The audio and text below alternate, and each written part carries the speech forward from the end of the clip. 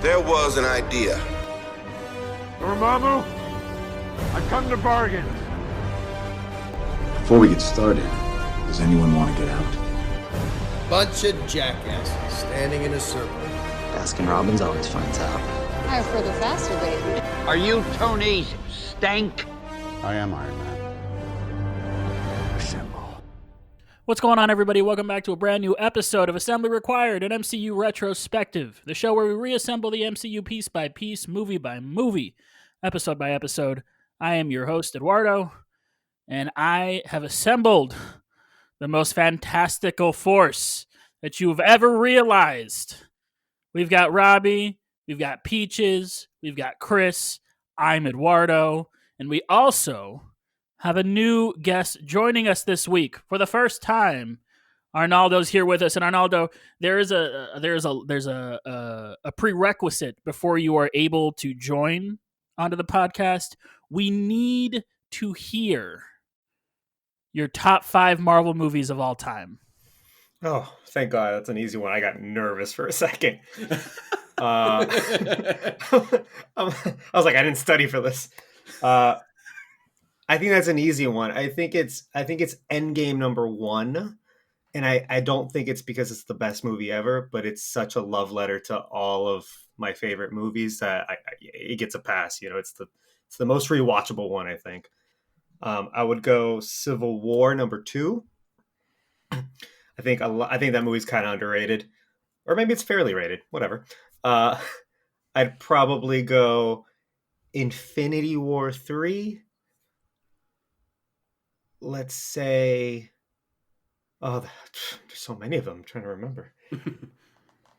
Let's say Winter Soldier 4, and I think I'm getting too cap heavy, so go Iron Man 5. My favorite Iron Man 5. Yes. Isn't that just Captain America Civil War again? In some ways. Yes.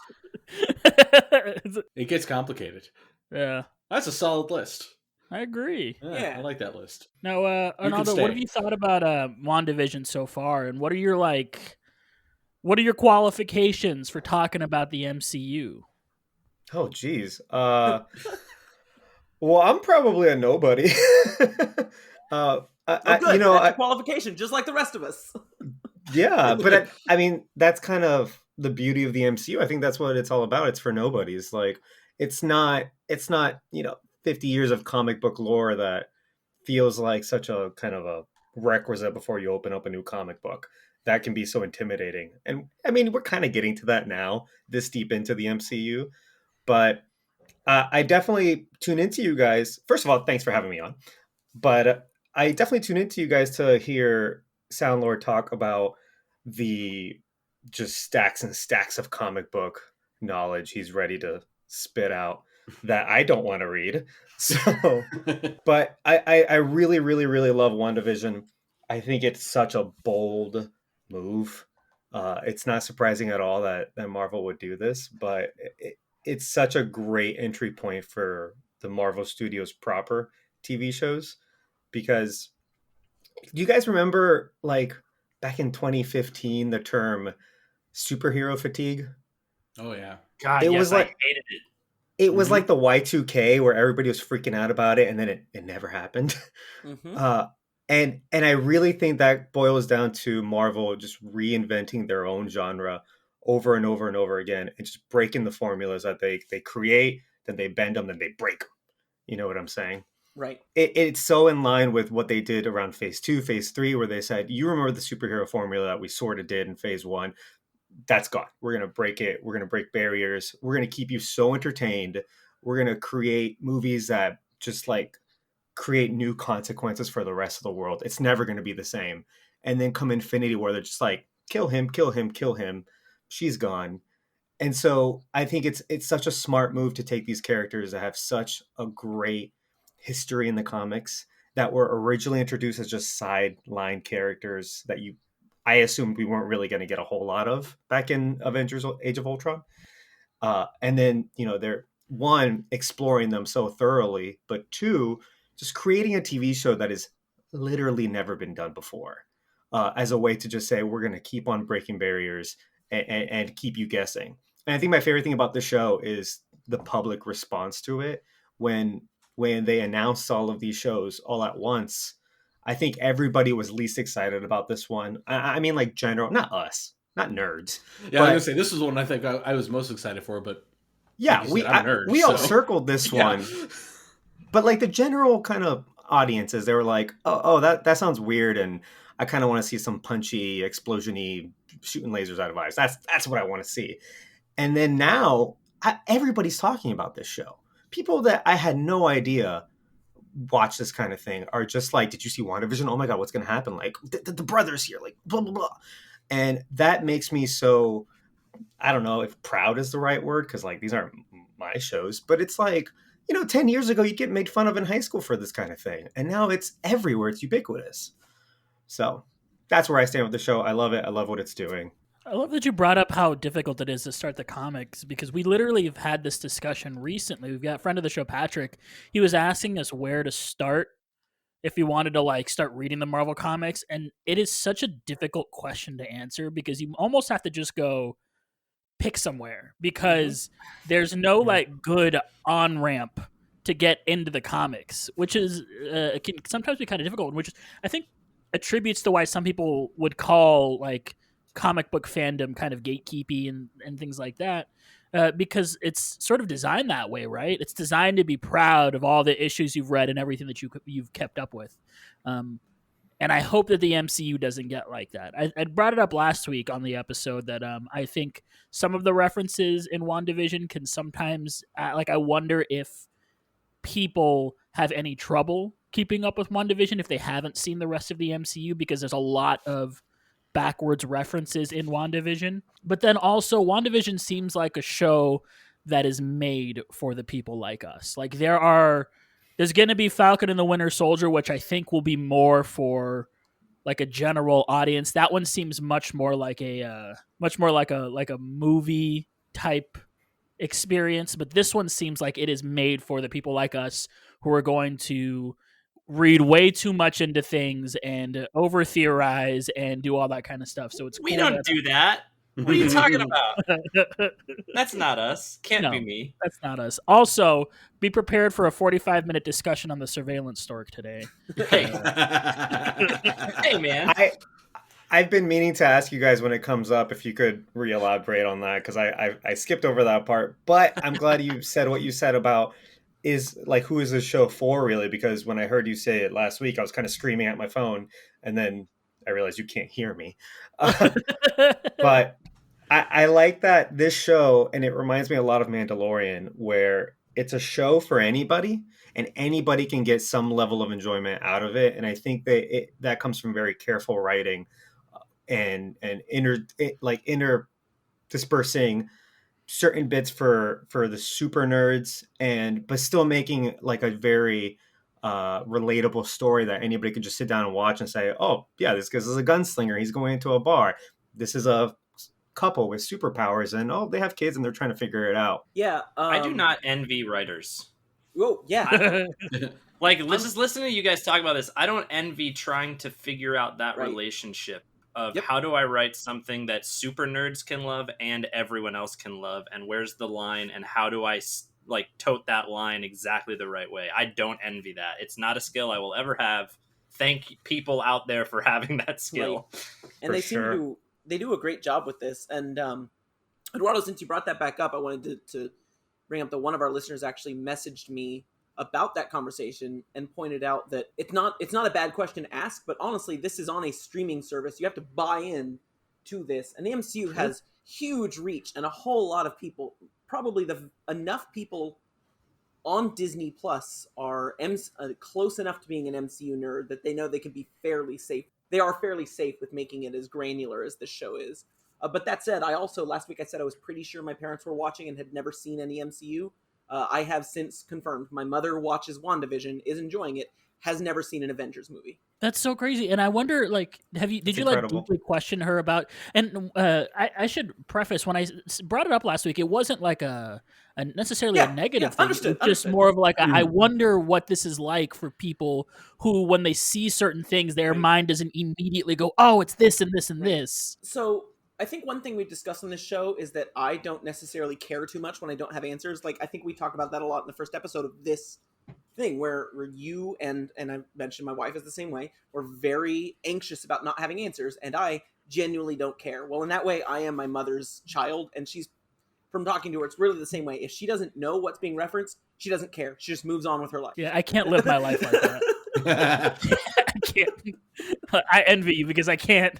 If I need to know. Okay, you got to know. Right. I've seen a lot of talk on Twitter of people saying that this is really their first time getting into the MCU, save for like a movie here or there, and it seems to be working. It's there's like an adage in comics that every issue is somebody's first issue.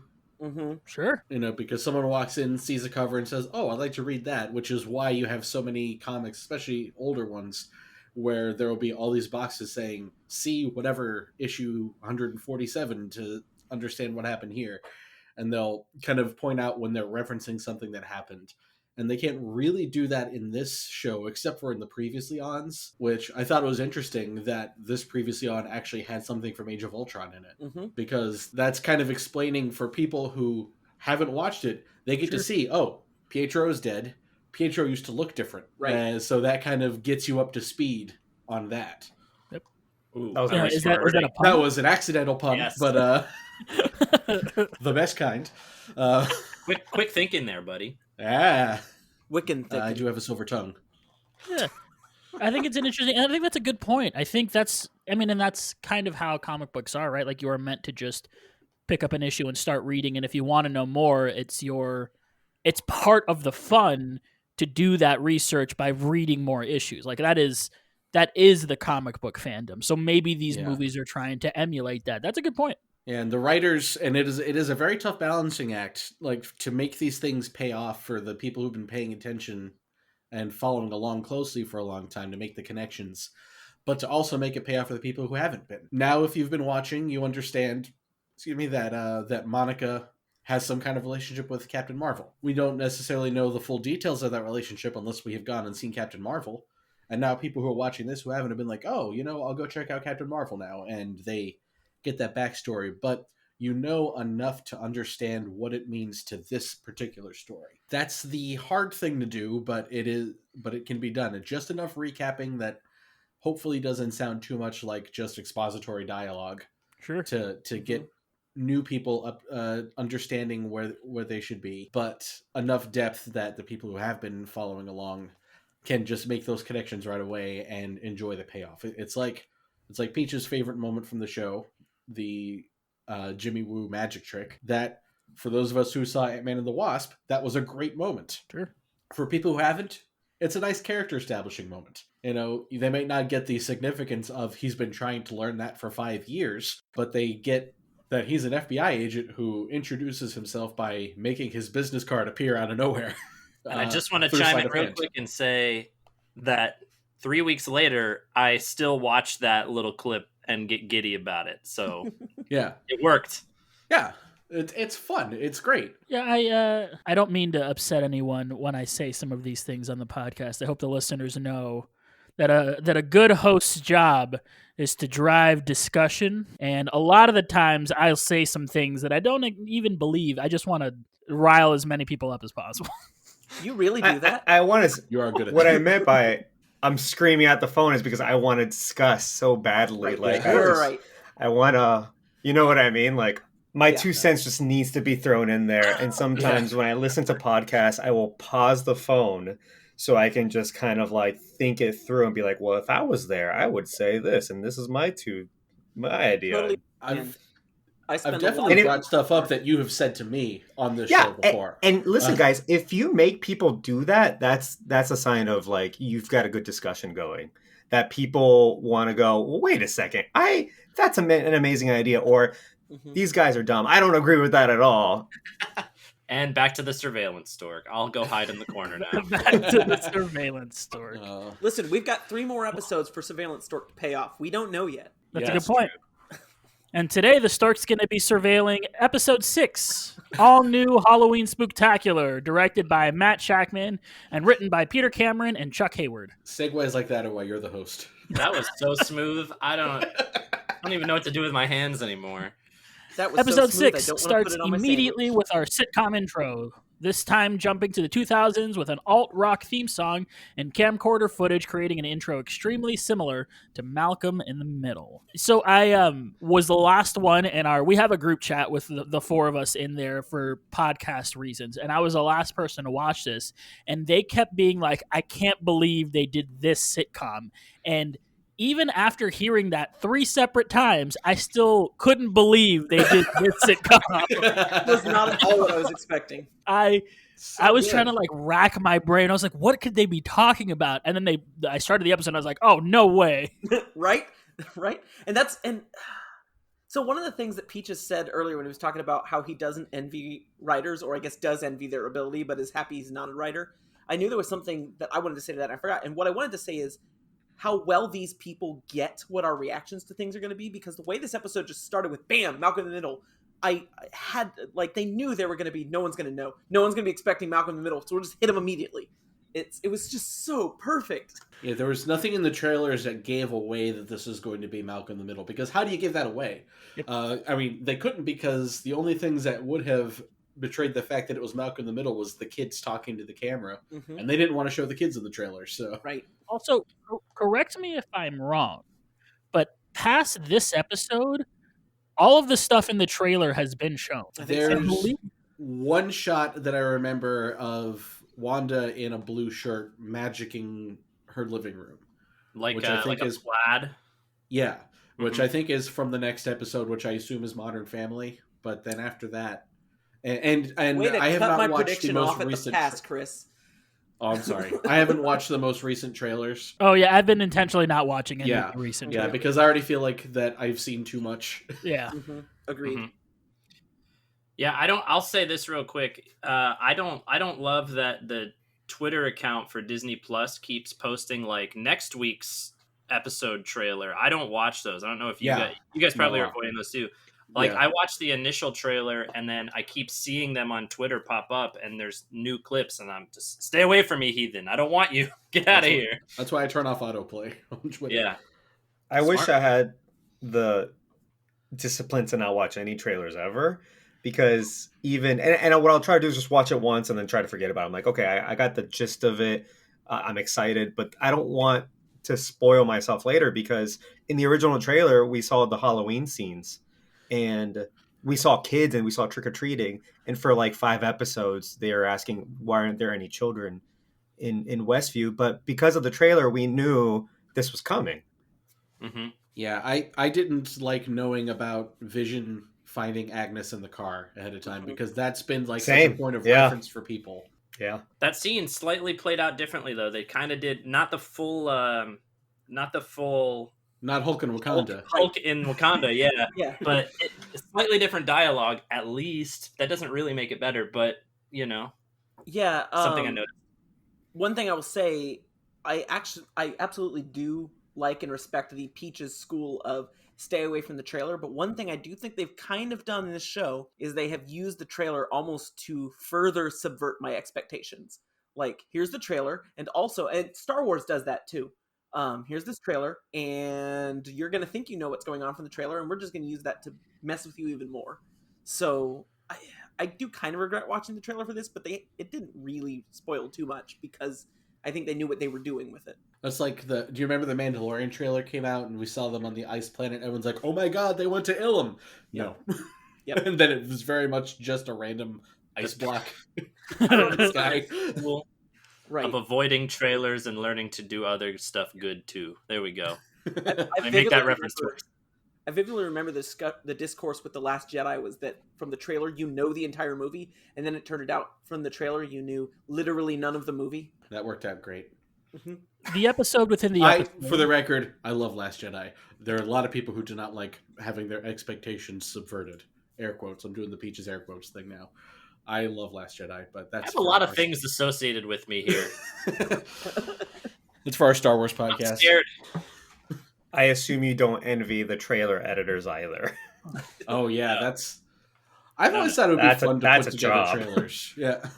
I feel like I'd do that job way differently though. I would want to tell people nothing.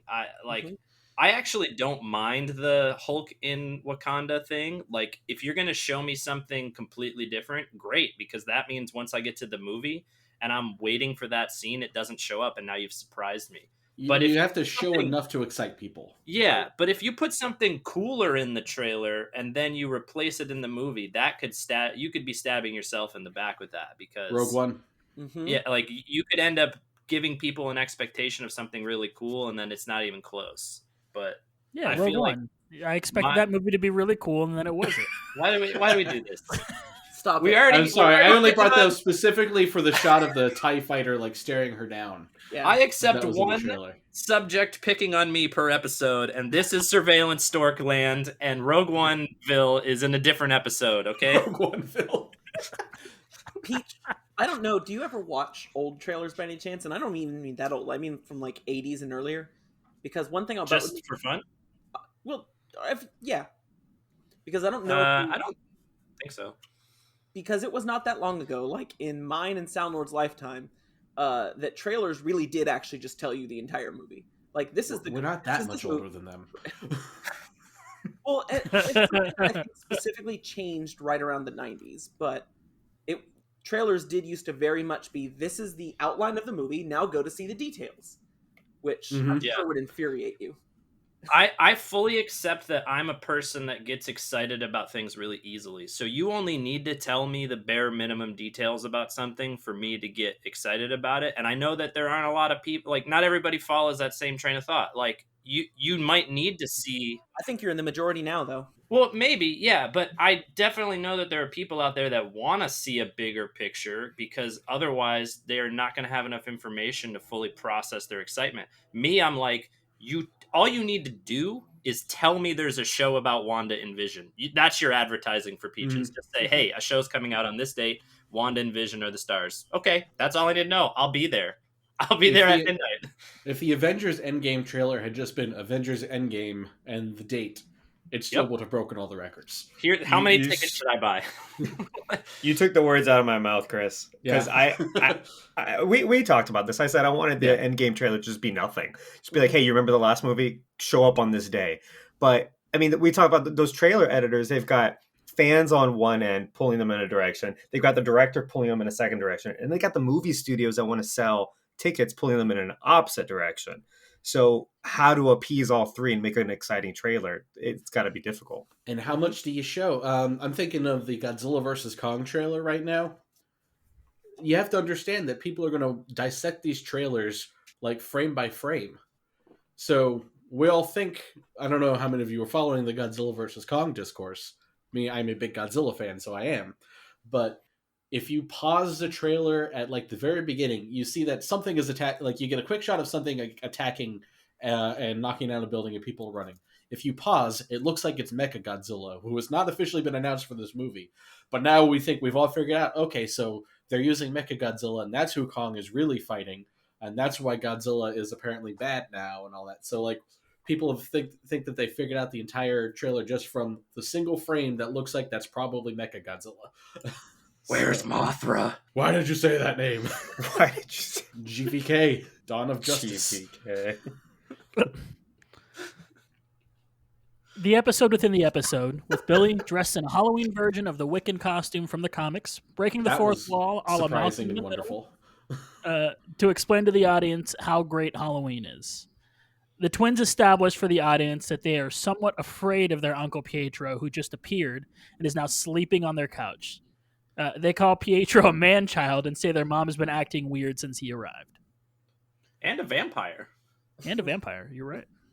Which is funny because he is the undead. Wanda, dressed in a spirit Halloween version of the classic Scarlet Witch costume, and Vision in an even lower rent version of the classic Vision costume, argue about the plans for the evening. You know what? That's a good point.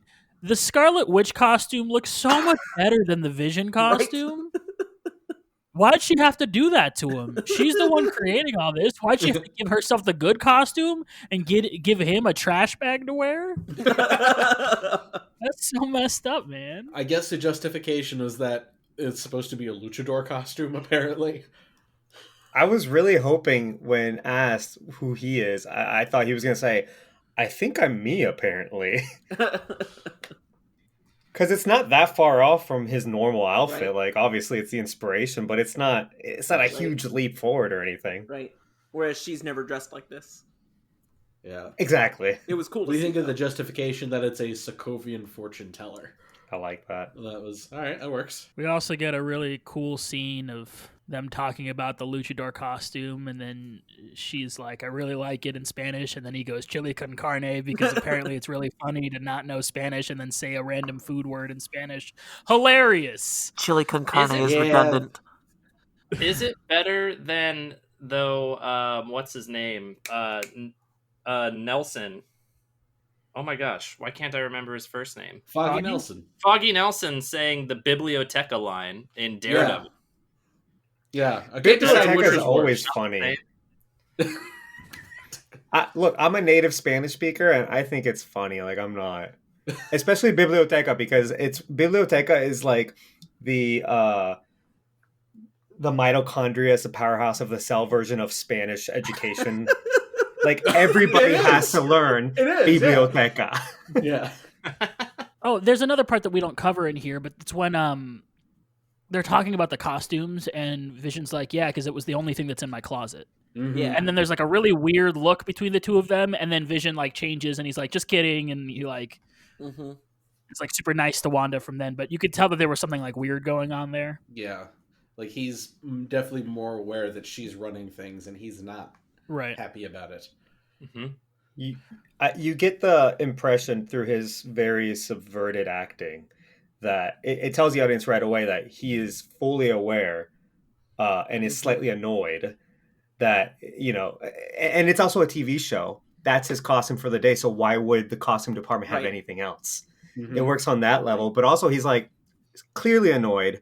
But then he turns it on. He's like, I'm a luchador or whatever. Mm-hmm. Maybe he feels the same way as we just did a few minutes ago, where like he's like, you got a cool costume. What the heck, man? Yeah. Wanda asks confused about her brother, saying he's full of surprises. Vision says he's going to help the neighborhood watch patrol for the evening, which Wanda at first says that's not what you're supposed to do, before Vision cuts her off and she expresses surprise that he has plans. Billy lets the audience know his parents have been acting different, which Pietro hears and interrupts the argument.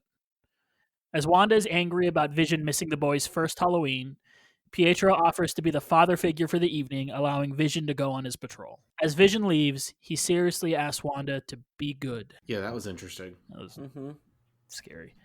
Mm-hmm. Using speed powers reminiscent of MCU Quicksilver as opposed to the Fox version, Pietro takes Tommy out so the two can dress up as comic book Quicksilver. With the hair. Yeah. The hair, they've got the whole shebang. So there's this popular online theory. I don't know how popular it is, but it is an online theory that as Wanda is pushing this across, and anytime somebody enters the field, that's how we're creating mutants. Because they talk about how Monica's cells have all been rearranged. I think we already talked about that being like part of her origin story. But if that was the case, if this is how we get mutants, do we really want all mutants to be from New Jersey? Is that something we can live with? Sound Lord. Oh, boy. Does that make Nightcrawler the Jersey Devil? Where's the thingy? Play the thingy. Here's if you want to get real technical about it, if them crossing the hex makes them mutants, then they are not mutants, they are mutates. A mutant is inherently has a different gene, the X gene. And that's what activates their mutant powers. They're born with it. If you're not, then it's just Maybelline, and you're a mutate. Maybe. Yeah, that's interesting that you bring that up, because we talked about on a previous episode the Agents of S.H.I.E.L.D. way of giving all the inhuman powers was the weird fish oil thing. Uh-huh. And so that distributed powers to people all over the world and not just in one central location. But if that theory is true, you're right. It's like, here's New Jersey. They all have mutant powers or mutate powers, and then there's everybody else, you know? To be fair, if all the mutants are from New Jersey, it would be much more understandable as to why everyone hates mutants. Like, it would make writing that to be... They're all Guidos. All of them. The thing that drove Magneto over the edge was getting asked what exit one too many times. You know what mutants are like? They all spend all their time in diners. It's true, New Jersey has more diners per capita than any other state. That is my one New Jersey fact. That's a good thing about New Jersy. Mutants Jim always sitting there fighting eating Taylor ham. Pork roll. I'm from pork roll territory. Okay. I would watch the Jersey Shore if they all had mutant powers, though. That is true. That would make it a lot more interesting. The situation sounds like it should be a mutant name. Gambit, what are you doing? Gambit, stop! Snooki kind And of then does... we made out. Oh, man. Snooki would be like the Jubilee of the Jersey Shore X-Men. Don't you ever, ever be rude to Jubilee like that again. I know. I was just kidding. I don't dislike Jubilee at all. The Danger Room sounds like it's like a club on the shore or something. You go down to the seaside and... Professor X is a drug dealer. Yes. Really the X-Jet is just a party bus with a ton of ecstasy. Peach, do you know what? Peach, you know what Wolverine's answer is when someone says, "Hey, there's a club over there on that beach"? I would run at it. GTL is Jim Tan Logan. I'm gonna run at him. Oh god. Outside the Hex on the sword base, Monica Rambeau argues with Tyler Hayward about how to handle the threats of Wanda. Hayward argues that Wanda has to be killed, and Monica insists they don't know what will happen if they do. Hayward gets personal, saying Rambeau is weak because of her connection to Carol Danvers, that she doesn't know what the past 5 years were like, and that it's good she missed the death of her mother. Holy shit. Yeah, he's done like full evil now. Like, it started out subtle, where like, oh, this guy seems like there's something wrong with him, to now he's like, it's good that you were vanished from the universe when your mom died. That was rough. Yeah. Right. The nerve of that dude. When Monica calls Hayward a coward, he has her, Darcy Lewis, and Jimmy Woo escorted off the base. But Monica Rambeau and Woo are able to knock out their escorts and go undercover. Also, is he a little racist? The way he was like, which one of you is the sassy best friend? Like, he keeps bringing up 70s Geraldine. Was that racist or sexist? It's more sexist. It could be two things. Por qué no los dos? I wrote down Jimmy Woo does kung fu, and then I thought that was a good joke, and now I'm saying that's not a good joke. So I apologize. I do like that he was the one. Yeah, and he's the one that started it. It's like, oh, hell yeah. Jimmy Woo getting some action. He might be the perfect MCU side character. I'm just saying. I mean, he's got the magic trick. He's finally fighting people. He's like, he stands up to the bullies. Like, he's a good character. He just keeps getting better. Get his own show? Oh yeah, have we talked about a Jimmy Woo show? They like pitch. They're trying to pitch a Jimmy Woo like spinoff series. Yeah, no, because some guy he was a TV writer. I think I forget what shows he wrote for. It might even been X-Files. But yeah, he had tweeted something about okay, but seriously, an X-Files style show where Jimmy Woo goes around solving mysteries. And it got so much traction that Marvel invited him to actually pitch the show to them. So Did he really? Yeah, like he actually got invited to pitch the show. So he's like developing an actual pitch now. So that's like doesn't mean it's going to happen, but they want to hear it. That's like FBI Brooklyn Nine-Nine, but Jimmy Woo is the star instead of Andy Samberg. And I love Brooklyn Nine-Nine. I'd watch the crap out of that show. Just one of the things I've realized about the show that I didn't know I wanted was like a semi-serious but still comedic buddy cop non-superpowered story in the MCU. Like the three of them doing their little palling around, sneaking around sword. Like, that's some of the best stuff. I didn't know I wanted that, but now I know that I want that. God, we've reached a really weird point in the MCU where we're like, we're tired of Jedis. I want the bounty hunter story. I want the random space rebel story. No, but that's actually me about Star Wars for the last couple decades. Well, that's the point, right? That feels like lots of people who have been like, we're tired of Jedis. We're ready for different stories within the universe. And that's not that people are tired of superheroes, because I don't know that any of us are. No. We're ready for other stories in this world that's been created. Right. How do the people react to the superheroes? Yeah. The aerospace engineer is Rey Skywalker. Didn't they do that with the DC universe a couple years ago? I don't think that show took off at all, but they had made like an Office-style show about the DC universe where they were like, it was like an insurance company that had to deal with like the aftermath of all the like destruction and stuff. Yes. Well, and I thought it didn't last very long. I thought that's what it got made though, didn't it? I think so. Did it get made? I thought it got made and it just nobody watched it. Yeah. Okay. Well, and I thought that's what Agents of S.H.I.E.L.D. kind of started that way. And then they gave the main character superpowers. Yeah. But yeah, no, because there have been comics like that before. Like Marvel's was a series that's just about regular people in the Marvel universe having to live their life. Because, like, what is it like to be just a regular New Yorker when Galactus shows up? Or things like that. Yeah, do they have like snow days, but instead it's Galactus days?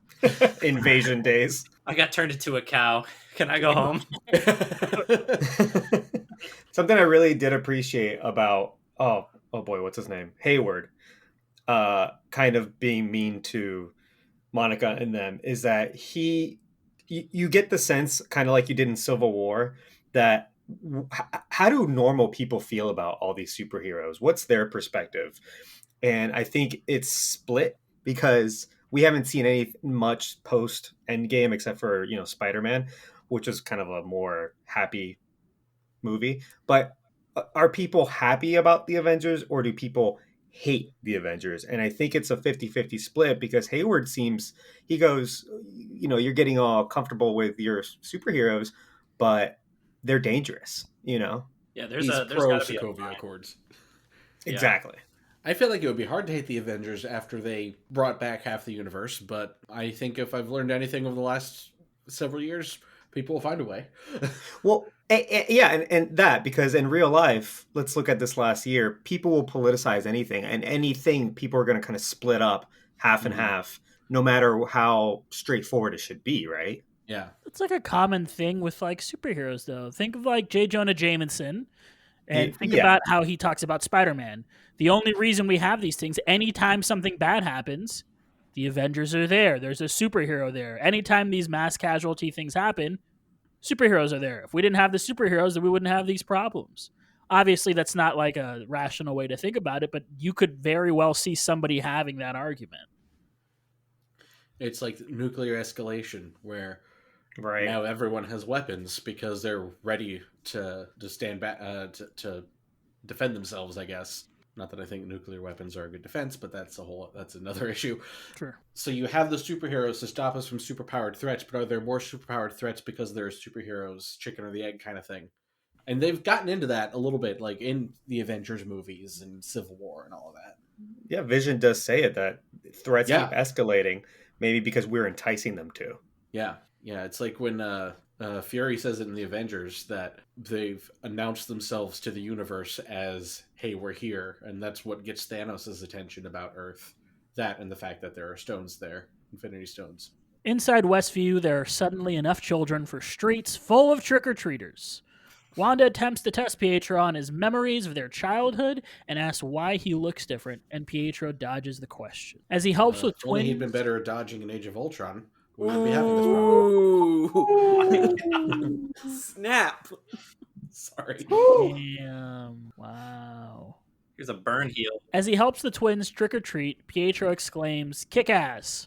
Wanda pointedly repeats "kick-ass" to herself. Yeah, that was fun. I made a noise loud enough to make the dog run and hide when that happened. There's no way that's on accident. There's no way. No. Like, I don't believe that we're getting any sort of kick-ass tie-in, but that's on purpose. Right, yes. Yeah. It was absolutely a nod. And especially for those of you who are unaware, we should explain that Kick-Ass, the movie, stars Aaron Taylor Johnson, the MCU Quicksilver, and Evan Peters, the Fox/WandaVision Quicksilver. Well, and when Pietro says kick-ass, I definitely think, okay, whatever. It didn't register. But the way it, Wanda, repeats it, and the show lingers on that for a second, that was when I'm like, oh, yeah, they just did that on purpose. Yeah. They said the thing. My favorite part about that is that from Kick-Ass, Evan Peters looks almost the same. He's almost the same guy. And Aaron Taylor Johnson is a different human being. Mm-hmm.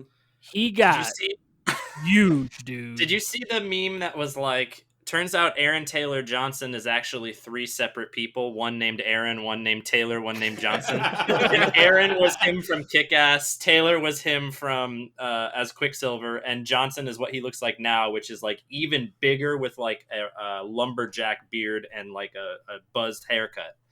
He looks like someone calls him daddy. Dude, he's so but big. Is he anyone's father? Yeah. In fairness, he started getting ripped for Kick-Ass 2 because we just rewatched those movies, and in that one, I think he takes his shirt off 3 times because why not? You put in the work, right? Yeah. Yeah. Now, wasn't Evan Peters recast in Kick-Ass 2? Yes, he was. If we really want to get into the weeds on this? Well, also what's funny is his recasting. So his character in the second movie wants to be a Kick-Ass, and so he goes and gets a costume that's the exact inverse colors as Kick-Ass. So he does a reverse Flash, and Kick-Ass says to him, "It's a little derivative, isn't it?" It doesn't he call himself Ass Kick too? Ass Kicker, yeah. Yeah, I read the comics. The comics are even more brutal than the movie, and the movies are so brutal. Yeah, and I'll bring it up now, even though I think this is really just a coincidence because Malcolm in the Middle is such a perfect choice. But Malcolm in the Middle starred Bryan Cranston, who was in Godzilla with Elizabeth Olsen and Aaron Taylor Johnson. Man, it all comes full circle. I hope Godzilla shows up on the show. That's what you're getting at, really. Really, if you add Godzilla to anything, I'm for it. Marvel, back in the day, had the comic book rights to Godzilla, and Godzilla was part of the 616 universe, the mainstream Marvel universe. S.H.I.E.L.D. had a branch called G-Force or something that was... G-Force! I forget G-Force what it Records? was. Maybe not G-Force, but it was G something, and it was the S.H.I.E.L.D. branch that dealt specifically with Godzilla. Herb on neighborhood watch duty tells Wanda he needs to take care of the pranks across the neighborhood caused by Quicksilver and the twins. Wanda says Vision can help, and Herb says he's not on duty tonight, startling Wanda. When Herb sees Wanda startled, Herb asks, "You want something changed?" Now, Peaches, Wanda is acting very strange in this episode. Not that she hasn't been acting strange the whole series, but this episode in particular. Her MO is strange at this point. So what I found the most interesting about this episode was her dynamic. Now that we've gotten to episode 6 versus what it has been previously, right? She had been trying to hide all this stuff and make it a sitcom for a long time. The end of episode 5, she has this confrontation with Vision where he makes her aware that he knows there's something going on. He talked to Norm, who's not actually Norm. And, we see the fallout of that at the end of episode 5. Then, at the beginning of this episode, right off the top, we have that confrontation in their home that we already talked about between the two of them. This is the only outfit in my closet. What else was I supposed to wear? He knows something's going on. It feels like they've reached this understanding where Vision knows that she's got her hold on this place, and she knows that he knows. So in order to make their relationship work fluidly, they have to come up with some sort of compromise.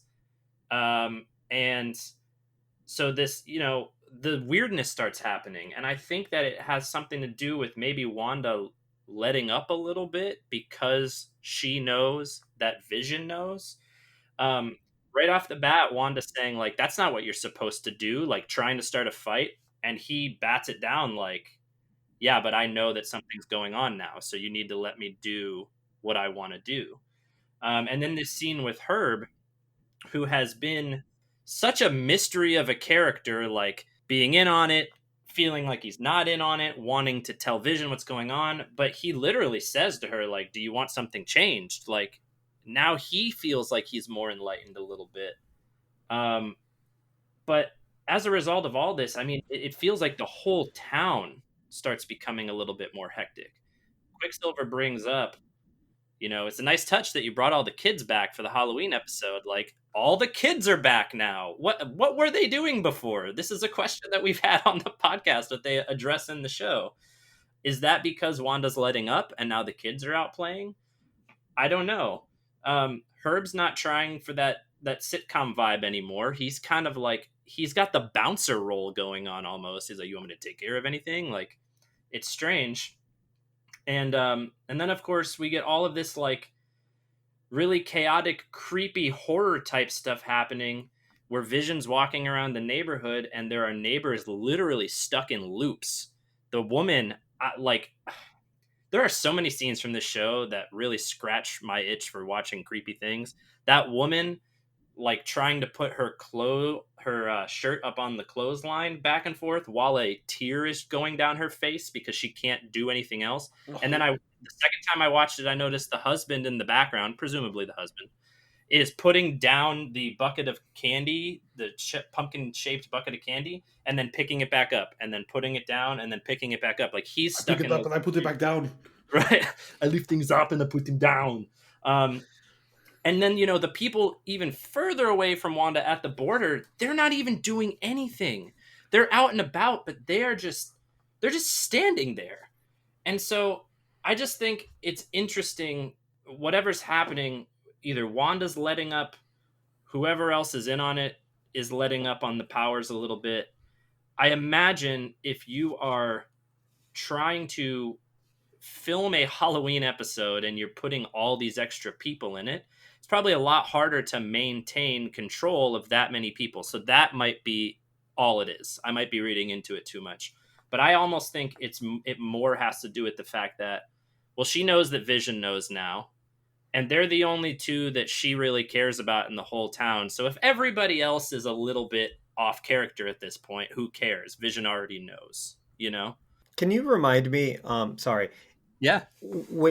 That part when Vision is exploring other neighborhoods and he walks into a cul-de-sac and he tries to ask an adult, are those your kids over there? What were the kids doing? Were they still running around or were they also kind of frozen? They were frozen. They were frozen. They were frozen too. Okay. Everyone in that has to get candy, but they're not moving. Gotcha. Because I was sort of under the impression that she can't control children, and that's why she kind of tucked them all away. But it seems that she just can't control her children. I think that's more the case too. Yeah. It's interesting that the only person, once we get to Vision's perspective in this episode, the only person that he interacts with that can respond back to him is Agnes, and I'm putting a pin in that. Mm-hmm. My impression on the what you were saying about the lady and the guy and all these other extras, if you will, is that they're kind of like NPCs in a video game, non-playable characters, where if you're playing Grand Theft Auto or whatever, the characters around you are moving, but they're like on the other side of the map, there are no characters.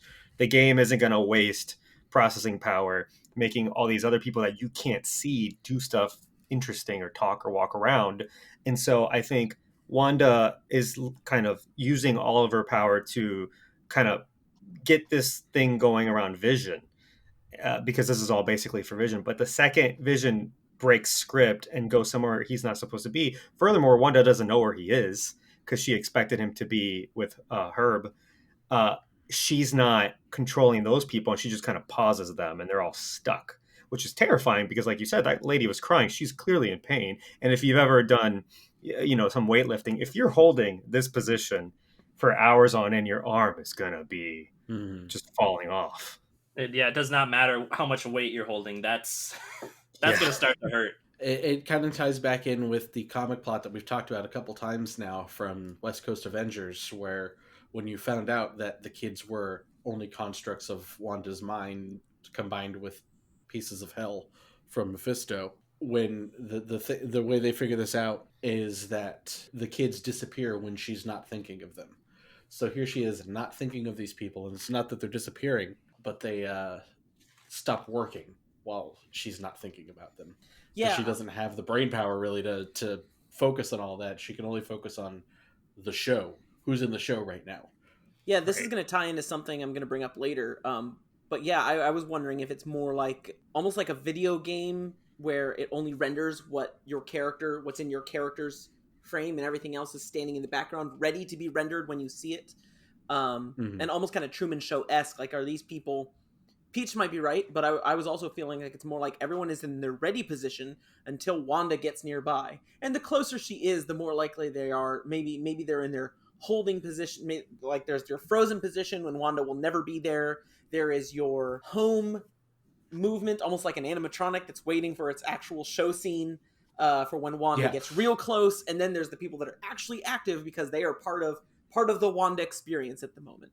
That just gets more horrifying, though. Yes. How long have those people been standing there? Like, did she have to wake up early and fly around the town to get everybody in position? Or have they been standing there for God knows how long because she hasn't let Vision leave her sight for however long it's been? I mean, those people could literally have been standing out there actually shitting in their pants for... I mean, think about the commercial that happens. Right. You know, the kid turns into a skeleton on the beach because he's just sitting there doing nothing for how long? That's my working what everyone's theory. Doing in the town. That is my working theory. If you are not near Wanda, then you are just completely still until you're relevant to the story. Whew, I just connected the dots. Terrifying. Just now, in this moment. You just connected my dots, too. I appreciate that.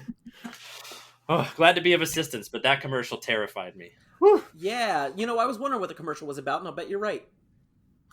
That makes the most sense. Yeah. Out of anything I've heard. It's not about the past, it's about what's happening right now. Okay. Ugh. It kind of reminds me. I'm trying to find the name of the. There's a comic. Are any of you familiar with? He's a manga artist named Junji Ito. Mm-mm. He does really disturbing horror comics, and there's one called Earthbound. Not like Ness, but and it's called Earthbound, and this phenomenon happens where all these people are just standing in these places across Japan, and they can't move. And there are reasons for why they can't move. I don't think that's going to be the same reason as in WandaVision, but that's what it reminded me of. These people who are just in these spots, rooted to the ground, and they cannot move from that spot. And it is a really creepy comic, and you can find it online fairly easily. Just search Junji Ito Earthbound, and you can read it. And it's a very disturbing, creepy comic, as all of his are. Bookmarking that, so I cannot sleep later. Yeah. I have a question for you guys. Do you think, because I was wondering, is it like trick or treat pranks, neighborhood watch or whatever, but Herb has got an earpiece and there's a lot of other people presumably on neighborhood watch. Do you think that she kind of made this as her own like personal security now that she knows that there's sword agents right outside? It's possible. I feel like that's a good... I like that theory because a point that I didn't add to these notes, but I also noticed is when Herb is like rattling off the things the vandalism that's happening in the neighborhood, everyone's candy gets stolen, and then he says everyone's candy is stolen. But then it turns to he is ahead of what Quicksilver is doing. He says all the pumpkins are being smashed, and then we see the visualization of them smashing the pumpkins. And everyone's covered in silly string, and then all the silly string happens, which is almost like... It's weird. I don't know if it was meant for more of a comedic effect. But is it a gag, exactly? Yeah, but it feels like he's not there to actually watch the neighborhood at that point, because there's something else. Yeah, it becomes a punchline at that point. I'm glad you brought that up, because here was my interpretation of that. Herb knew what was supposed to happen because he knows what's supposed to happen in the episode, the same way Agnes knew that she was supposed to hold the children. Mm-hmm. And so... Yeah, they read the script. Yep. Mm-hmm. And I don't think... Yes, correct. I don't think there's literally a script that they read, but yes, proverbially, that's exactly what I'm getting at. Interesting. Sorry, I don't know if you're about to move on, but the cutaway gag when they're trick-or-treating in Sokovia, first of all, hilarious. Yeah. But second of all, did you guys notice that they're dressed up as Black Widow and And Nick Fury. Yep. Nick Fury, I was going to bring that up in probably about 2 minutes. Sorry. No, that's fine. No, that's what we do on this show. We jump all over the place. We always accidentally say what someone else was going to be saying in 2 minutes. Yes. We always stop Eduardo from talking. Yeah. That's really what the show is about. I feel like it would be worse if I made him go back a scene after the fact. Yes, you're right. I would. While we're still talking about this scene, I do want to point out that, and I haven't done super research into this, but Pietro mentions Shangri-La. In the Marvel comics, apparently, Shangri-La was founded by the Vision. I don't know the details of that, but now Shangri-La, of course, is just like it's a cultural reference outside of Marvel as well. But it's interesting that the Marvel history of it involves Vision. And it's this utopia where you don't really necessarily want to leave because you're too happy in what's happening, right? The holodeck. Yes, yeah. Vision wanders the outskirts of Westview and encounters people standing still or performing the same ranges of repetitive motion in one spot, with one woman crying as she's stuck in place. The way the camera just lingers on her for like a few seconds too long, and you don't notice the tear at first, but it just becomes more and more prominent, and then you notice it, and it's like, oh, it's so creepy. Now, Robbie, school us on some of the sitcom influences for this episode. So, one reason we've kind of talked about this towards the start of the episode, and there was a reason I felt it was better to bring it up now in this episode, which is this time we not only have great sitcom references, which I'll get into, but kind of as we've already been discussing, they're starting to use those sitcom settings to also point out the creepiness that's going on, which I think, and we've already now discussed this probably to death, but which is what I think is going on with all the people standing still. They are the extras waiting on their marks to be on camera. And that is a sitcom, a filming thing. But in this case, it's creepy. And kind of like we were talking about, the camera's just lingering there. Chris was talking about that creepy moment. But in that creepy moment, also, we've got the light poppy ska background music still playing. And it's still playing as he walks away and leaves her there crying. Which is just, it's unsettling that it is simultaneously a light, happy family sitcom and also an actual, horror story going on. So that dichotomy is really, I think, pretty crazy and interesting. Another thing that I think is kind of calling out the sitcom thing and making you notice it and it be creepy is the wide shots of the neighborhood, and they used a lot of them in this episode. It looks like a very sparse neighborhood, like these houses exist, but with lots of unused space around them. Like, is this an actual livable place or not? And the answer is it's not an actual livable place, because this is the Warner Brothers Ranch, which is, it's for those that don't know, the Warner Brothers Ranch is a shooting location for Warner Brothers, where they have neighborhoods and houses and streets that exist to be film sets, TV sets. I think we discussed this, but Bewitched was shot on the Warner Brothers Ranch. The Bewitched house is Agnes's house. I don't think we brought up because it's not super important, but it is an interesting bit of trivia. Another house on the Warner Brothers Ranch is the National Lampoon's Vacation Home, which is where the Vision family lives. They live in the National Lampoon's house. So if you picture Chevy Chase plugging in the Christmas lights, that's where they live. So all those wide shots, it looks like a film set because it is. So they're making this story within the story be exposed for what it is, which ends up making it really creepy and uncomfortable. Like, you're watching this sitcom, which is supposed to be a sitcom, but not really a sitcom inside of a real world. I can't figure the right way to put those sentences together, and I hope I'm not crazy on this, but it just makes everything more unsettling.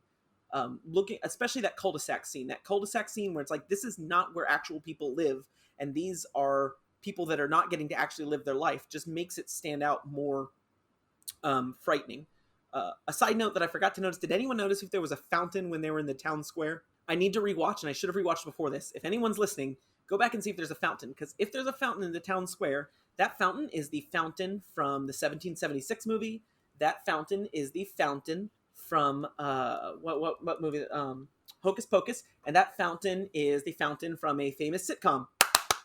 Oh, the one that they dance in. Mm-hmm. Yes. I never realized that the Friends fountain was in Hocus Pocus. The The Friends fountain is on the Warner Brothers. 1776. Right.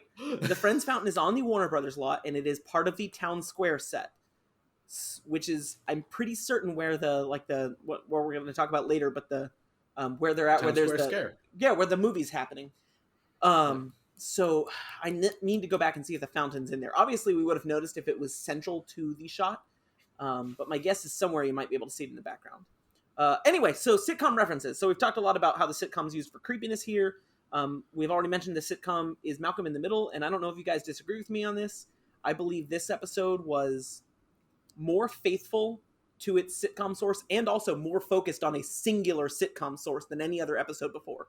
All the other episodes have, like, there was an episode that was definitely Bewitched, and an episode that was definitely Dick Van Dyke Show, but they all kind of borrowed from other sitcoms, and we talked about the last one was very, very, very much several different 80s sitcoms, even if it was heavily Family Ties. This episode is Malcolm in the Middle, and it doesn't really bother being anything other than Malcolm in the Middle.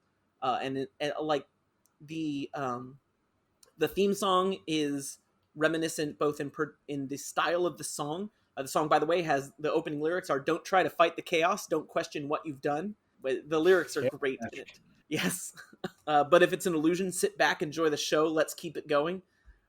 But the opening is Malcolm in the Middle. And someone in our group chat, I think it was Danny, said they also liked this episode because this is when sitcoms got funny.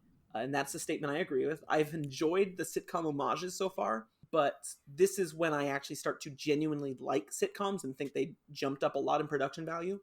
Did everyone here watch Malcolm in the Middle? Negative. Okay. Not regularly. So what I watched a lot of it. Malcolm in the Middle is legitimately a funny show. It is actually smart. It is actually clever. It was a single cam, so it was not beholden to the studio audience system that was part of the problem of older sitcoms, and is still the problem on CBS sitcoms, but we'll get to that later. So it very, very heavily Malcolm in the Middle, and it just does so many things perfectly, not just that theme song. And like we already talked about, we weren't expecting this. I think that's crazy and cool. But the title of the show, again, is perfect. The all-new Halloween Spooktacular. I'm sure you guys can remember that kind of towards the end of the 90s. This was a big thing for sitcom blocks, especially on Fox, which is where Malcolm in the Middle was. It's the Halloween week, and an all new spooky Malcolm in the Middle. Like they got that right. The cutaways are a Malcolm in the Middle staple, and they did that perfectly. Just the fast jump cuts to something previously, like when he's explaining why Billy isn't cool. The absurd flashback we already talked about, also perfectly Malcolm in the Middle. The ska background music, the character, it would have been Malcolm on the show. In this one, it's both Billy and Tommy breaking the fourth wall to talk to the audience. I thought it was neat that one of the times they break the fourth wall, Pietro turns and looks like, what is this? Like in the background, you can see him in confusion. Like, what are you talking to? Wanda's first appearance, her attitude is absolutely the mother on the Malcolm in the Middle, who, full disclosure, I hated and still hate to this day. But that's the point of the show. Right, that is the point of the show. Every now and then there was an episode where she would get comeuppance. Those were my favorite episodes. Yeah. So, but anyway, yeah, so I think they did a great job. It's very Malcolm in the Middle. If you have not watched Malcolm in the Middle, it is a sitcom that I actually do think holds up very well. It's occasionally dark and sad, but it is actually very, very funny, very clever, does not have to pause awkwardly for the live studio audience to laugh, so they can pack a lot more humor into its 23 minutes. And also They Might Be Giants was a fantastic theme song. One thing I think is interesting, though, is they basically skipped the 90s, which I think is interesting. And we all thought, are they going to do Full House? Are they going to do Roseanne? And Eduardo obviously said, no way they do Roseanne. And a bunch of people thought they were doing Roseanne, and I now realize that what we were seeing was Malcolm in the Middle, which is kind of like Roseanne, but smarter. A different style of show in its production, being single cam, fourth wall breaking instead of multicam, and traditional. But the same sort of thing of like actually showing a middle-class family, not the ideal of a middle-class family, but an actual working middle-class family. I did see someone online said that the Afghan on the couch might have been a subtle Roseanne nod. Yeah. I don't know enough about Roseanne to say if that's intentional or not. But I do think it's interesting they skipped the 90s. I think, Soundlord, you pointed out that 80s and 90s sitcoms aren't separate enough of an era to have necessarily have done it. Though I did think they would probably take on something from TGIF. They didn't. Yeah. So it seems like I think that the Family Ties episode was TGIF-ish enough that it's like the same story beats that you would get. Right. Yeah, So, yeah, I think you're right. And so I guess special episode, the sappy lesson at the end. I have two things I want to add. I want to add that I think we might still get 90s sitcom references, even though chronologically it'd be out of order from, the way the episodes have come, because I think you guys might agree with this. I think it'd be really cool if there was not necessarily a whole episode, but just some scene of whatever length it needs to be of like whatever magic is in control that's making this all sitcom just gets too chaotic and people just are constantly swapping in and out of different sitcom eras because something loses control. And I think in those little clips, I think we might see some of these sitcoms we expected because, oh, it's Roseanne now. Oh, it's Modern Family now. Oh, it's back to the 50s. Like just rapid fire magic is happening. Maybe there's a big fight scene where we're going in and out of sitcoms while it's happening. I think that'd be really cool. Just give me one scene as The Simpsons and I'll be happy. Yes, right. We go into animated, like we get an animated version. The second thing is, ever since you said that they live in the National Lampoon's house, I'm thinking of Vision walking outside as Clark Griswold and Agnes being Cousin Eddie saying the shitter is full. I can't get it out of my head. I had the same thought. Okay, I have a serious one and then like a funny one. All right. So what I think is going to happen, and maybe I'm wrong, but this is what I think would be really cool to happen, is I think we do get the Reed Richards. I think it is John Krasinski, and I think we get The Office. So yes. So I have this ahead in my predictions, but I'm pretty sure they are going to do a mockumentary style. That said, I think it's going to be, I think it's going to benchmark. It's going to be like a more family-focused one, right? I think it's going to benchmark Modern Family. But if John Krasinski is actually Reed Richards, they can absolutely do Modern Family and have him be. We just need Jim one talking head. Right, we just need one John Krasinski talking head where he looks at the camera and goes. And this is, and this is where. And this is where that style started to come. Like Malcolm in the Middle was not mockumentary, but this was exactly when sitcoms started to eschew the traditional format, started to be more worried about higher production value, higher comedy value, not caring about studio audience or a laugh track cluing you in where to laugh. Malcolm in the Middle was really what started Arrested Development, and eventually it shows like 30 Rock and Community and The Office and Community, like they all owe a lot to Malcolm in the Middle. So kind of, they picked what is a family style sitcom that can kind of benchmark a lot of those early 2000s extremely clever sitcoms that started coming along. So yeah, I think you can definitely tie in The Office with another mockumentary show, and I think you're right. That's where they're going. What was your serious one? That was the serious one. Okay. What's your funny one? Okay, hear me out here. We haven't gotten the 90s. Mm-hmm. What if we do get Reed Richards played by Jaleel White? And then we get the 90s. The 90s we all want, we all need. And we get the Family Matters reference that we've all been craving. He looks at his family who have been horribly twisted by the cosmic rays and looks at the camera and goes, "Did I do that?" I think that's a jump the shark, if you ask me. Arnaldo, I need to point out that so much of this podcast does not know what Jump the Shark is a reference to. It was a whole thing. Oh, really? Yeah. I knew it. I was one. there with you. Yeah. We got caught up. We jump over sharks now.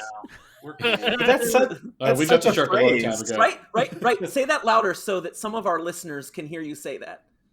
It's such a phrase. Yes. Like, especially when you talk about TV, because if you let a sitcom go too long, you see it become the villain, right? It eventually will jump the shark if you don't end it at the right time. Mm-hmm.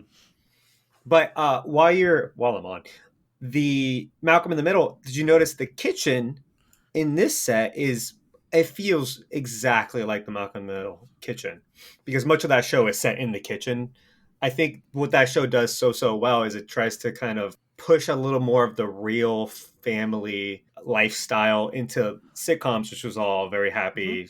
Status quo stays the same at the end of every episode. Whereas in Malcolm in the Middle, it's a family that pretty much hates each other. They all hate each other. No two members of the family like each other. And it really also kind of gets a lot of that middle school angst through so well, because Malcolm is all of us in middle school, basically. But the kitchen lines up, the cool older brother who you kind of hate, but you kind of look up to him, that's in there.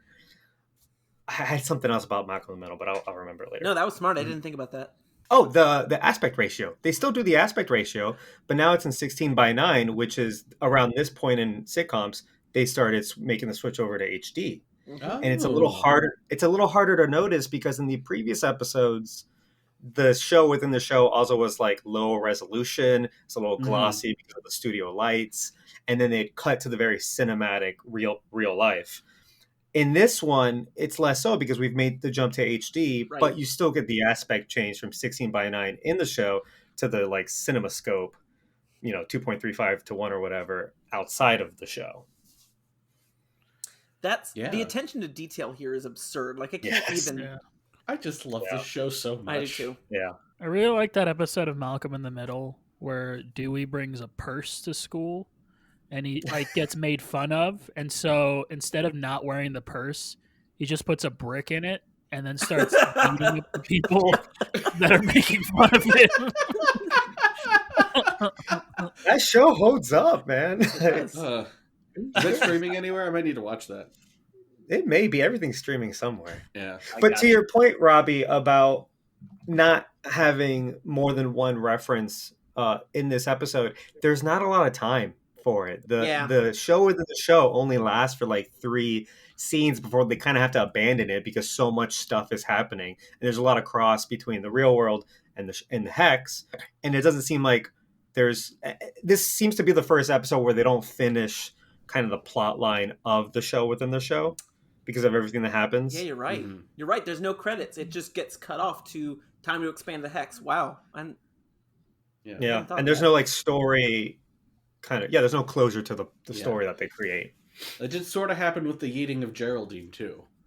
There it is. Yeah. So the famous whenever anything interrupts the show, then she's just like she goes Wanda on them. I'm gonna be that guy. Remember in that stream that we declared that the caveman from Phil of the Future was named Cletus? Yeah. And then somehow on Wikipedia his name magically changed to Cletus?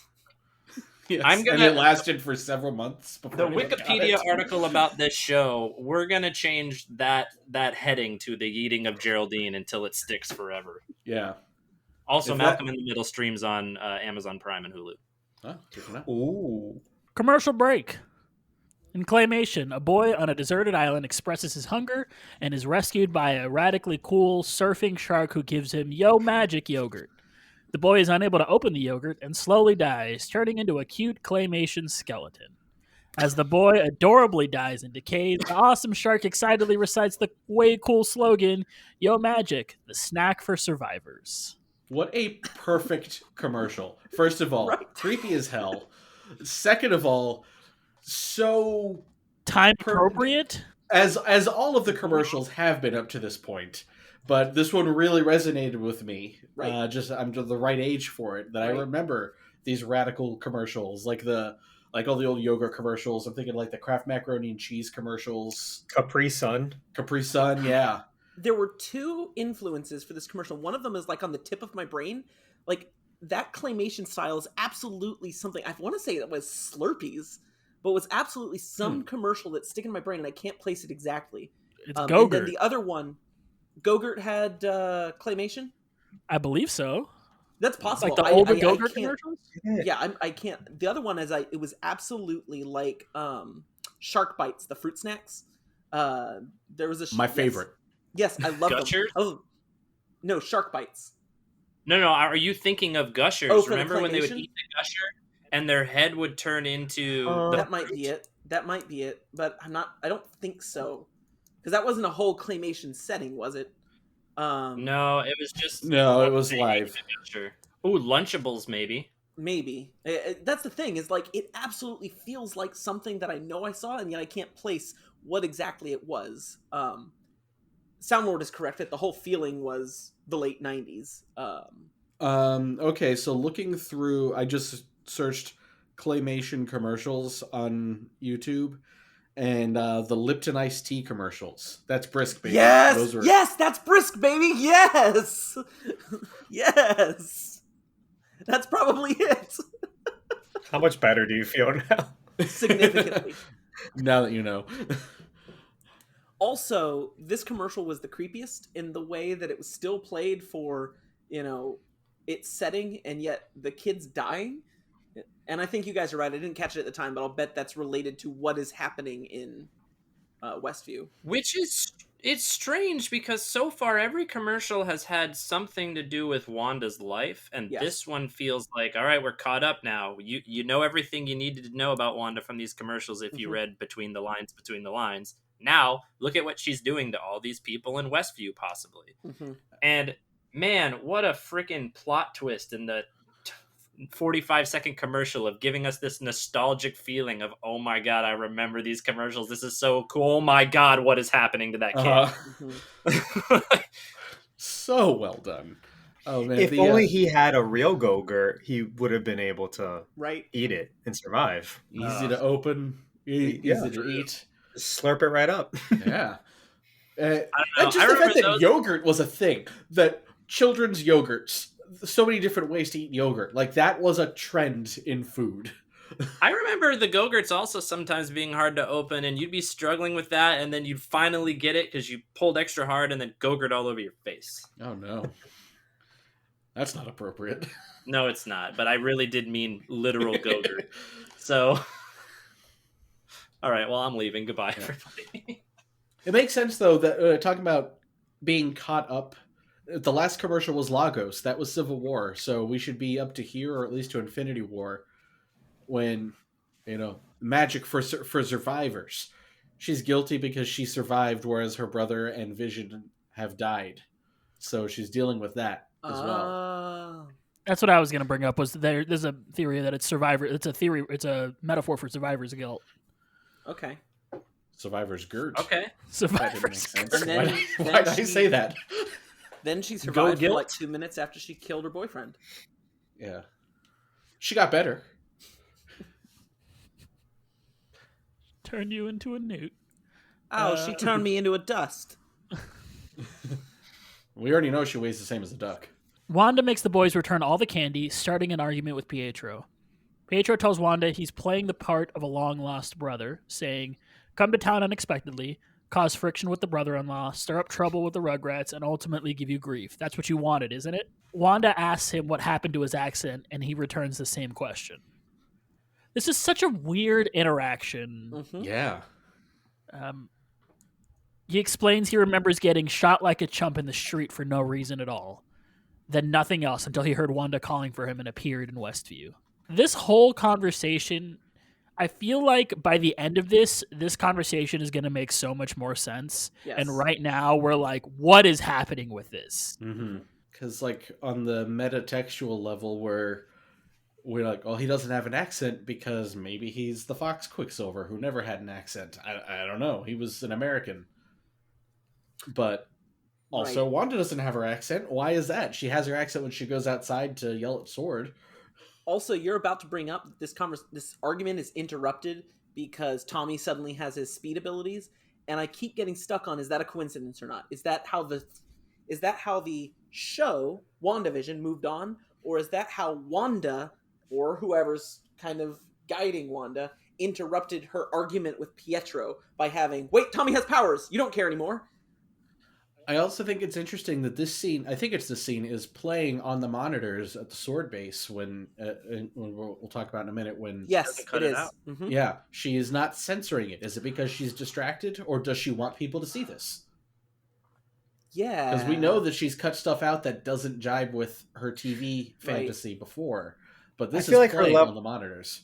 I feel like her level of control comes and goes, because when the drone came to shoot a missile at her, she didn't rewrite that scene or cut it all out. She just moved the camera so you couldn't see it. Yeah. So I don't know. Maybe she is too distracted. Maybe she's too emotionally invested in her conversation with Pietro to be able to simultaneously control what the viewer sees. Yeah. And Pietro seems to kind of confuse her. Like, if anything else here, Pietro confuses Wanda more than anything. Right. Pietro is doing to her what she's Yeah. doing to Vision. Yar Wanda. As Robbie alluded, their argument is interrupted when Tommy realizes he has super speed. Wanda tells him to go ahead and try them out, but not to go past Ellis Avenue. So we get speed in this episode. We get Wiccan in this episode. They both get their powers. Mm-hmm. It's really Which cool. I will remind viewers or listeners that technically her children never became Speed and Wiccan except for through complicated reincarnation. Their Speed and Wiccan were born to completely different parents several years after her children were reabsorbed by Mephisto. But when Speed and Wiccan happened, we later found out that yes, technically they were reincarnations of Wanda and Vision's children who maybe never actually existed. It's very confusing. I'm glad we're simplifying it a little bit on this. Or are we? Are we, Eduardo?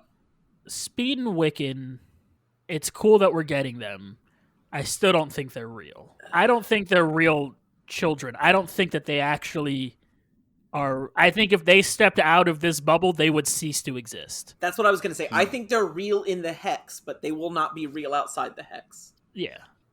And what do you think Monica means when she said, no, they're real? Mm-hmm. What do you think she meant by that? Yeah.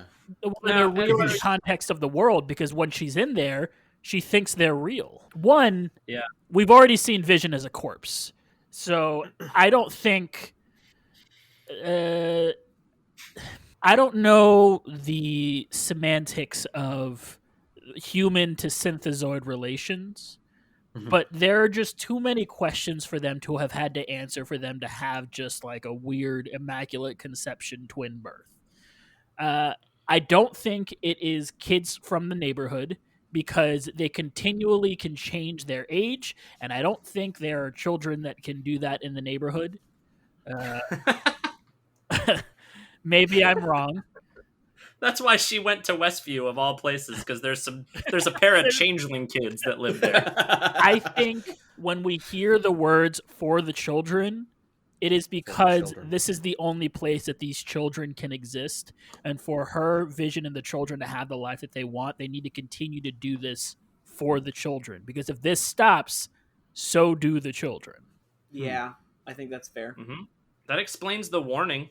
Don't go past Ellis Avenue. I mean, we watched what happened to Vision. Yep. Yeah. Maybe the same thing would happen to the kids. And then she might not be able to get them back. Yeah, I agree with that. I don't think it's don't go out there or you'll find out the real world. I think it's don't go out there or you cease to exist. Yep. I have a theory I wrote down. When it comes up, I guess I'll elaborate, but Vision is not real life. He's a very, very complicated robot, right? Sure. And he's that advanced because not just the technology that Banner and Tony Stark put into him, but the Mind Stone, which is eons ahead of them. How do we know that these kids aren't fabricated life by way of the same means? She would need the cradle that Dr. Cho created. But maybe she has it. I don't know. Sure, maybe.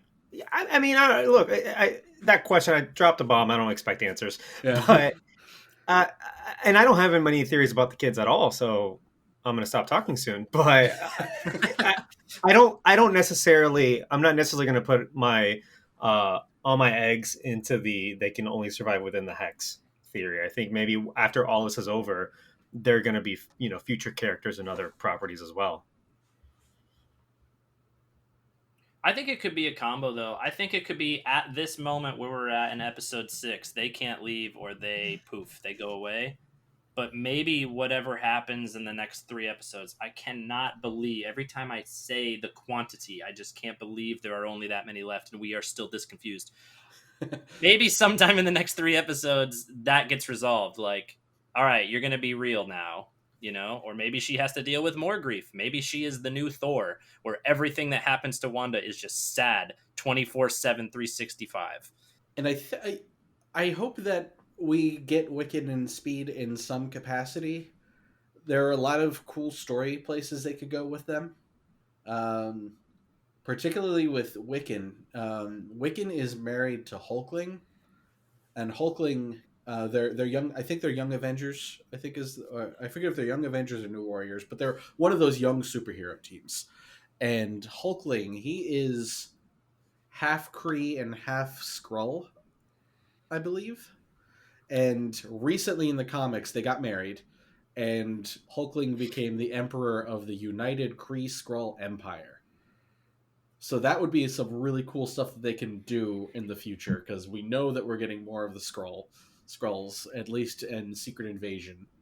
And it stands to reason that the Kree and the Skrull, their conflict, no reason to think that it's ended at this point. And I imagine we'll be seeing more of that in Captain Marvel, in the Captain Marvel series as that goes forward. So there's a lot of potential there if Wiccan Billy keeps aging up to an age where he could appropriately marry somebody, and they can introduce Hulkling, who I think has nothing to do with Hulk. I don't know why he's called Hulkling. Because he's green. Yeah. I think that actually is the reason. Green people are Hulk. Come on. Plus they've talked about how they want to increase representation of different groups in the Marvel Cinematic Universe, and we haven't green had people. Any green people, but we haven't really had any gay characters besides the Joe Russo cameo. So, well, they're talking about doing one in Thor: Love and Thunder. Yeah, like I assume Valkyrie is gonna end up being LGBTQ. That was the implication, right? Yeah, because she is in the comics, I believe. So go there, but actually both Speed and Wiccan are gay, so that now we've got two. On the Sword base, Darcy hacks into the base's network and finds that Vision is being tracked inside the Hex.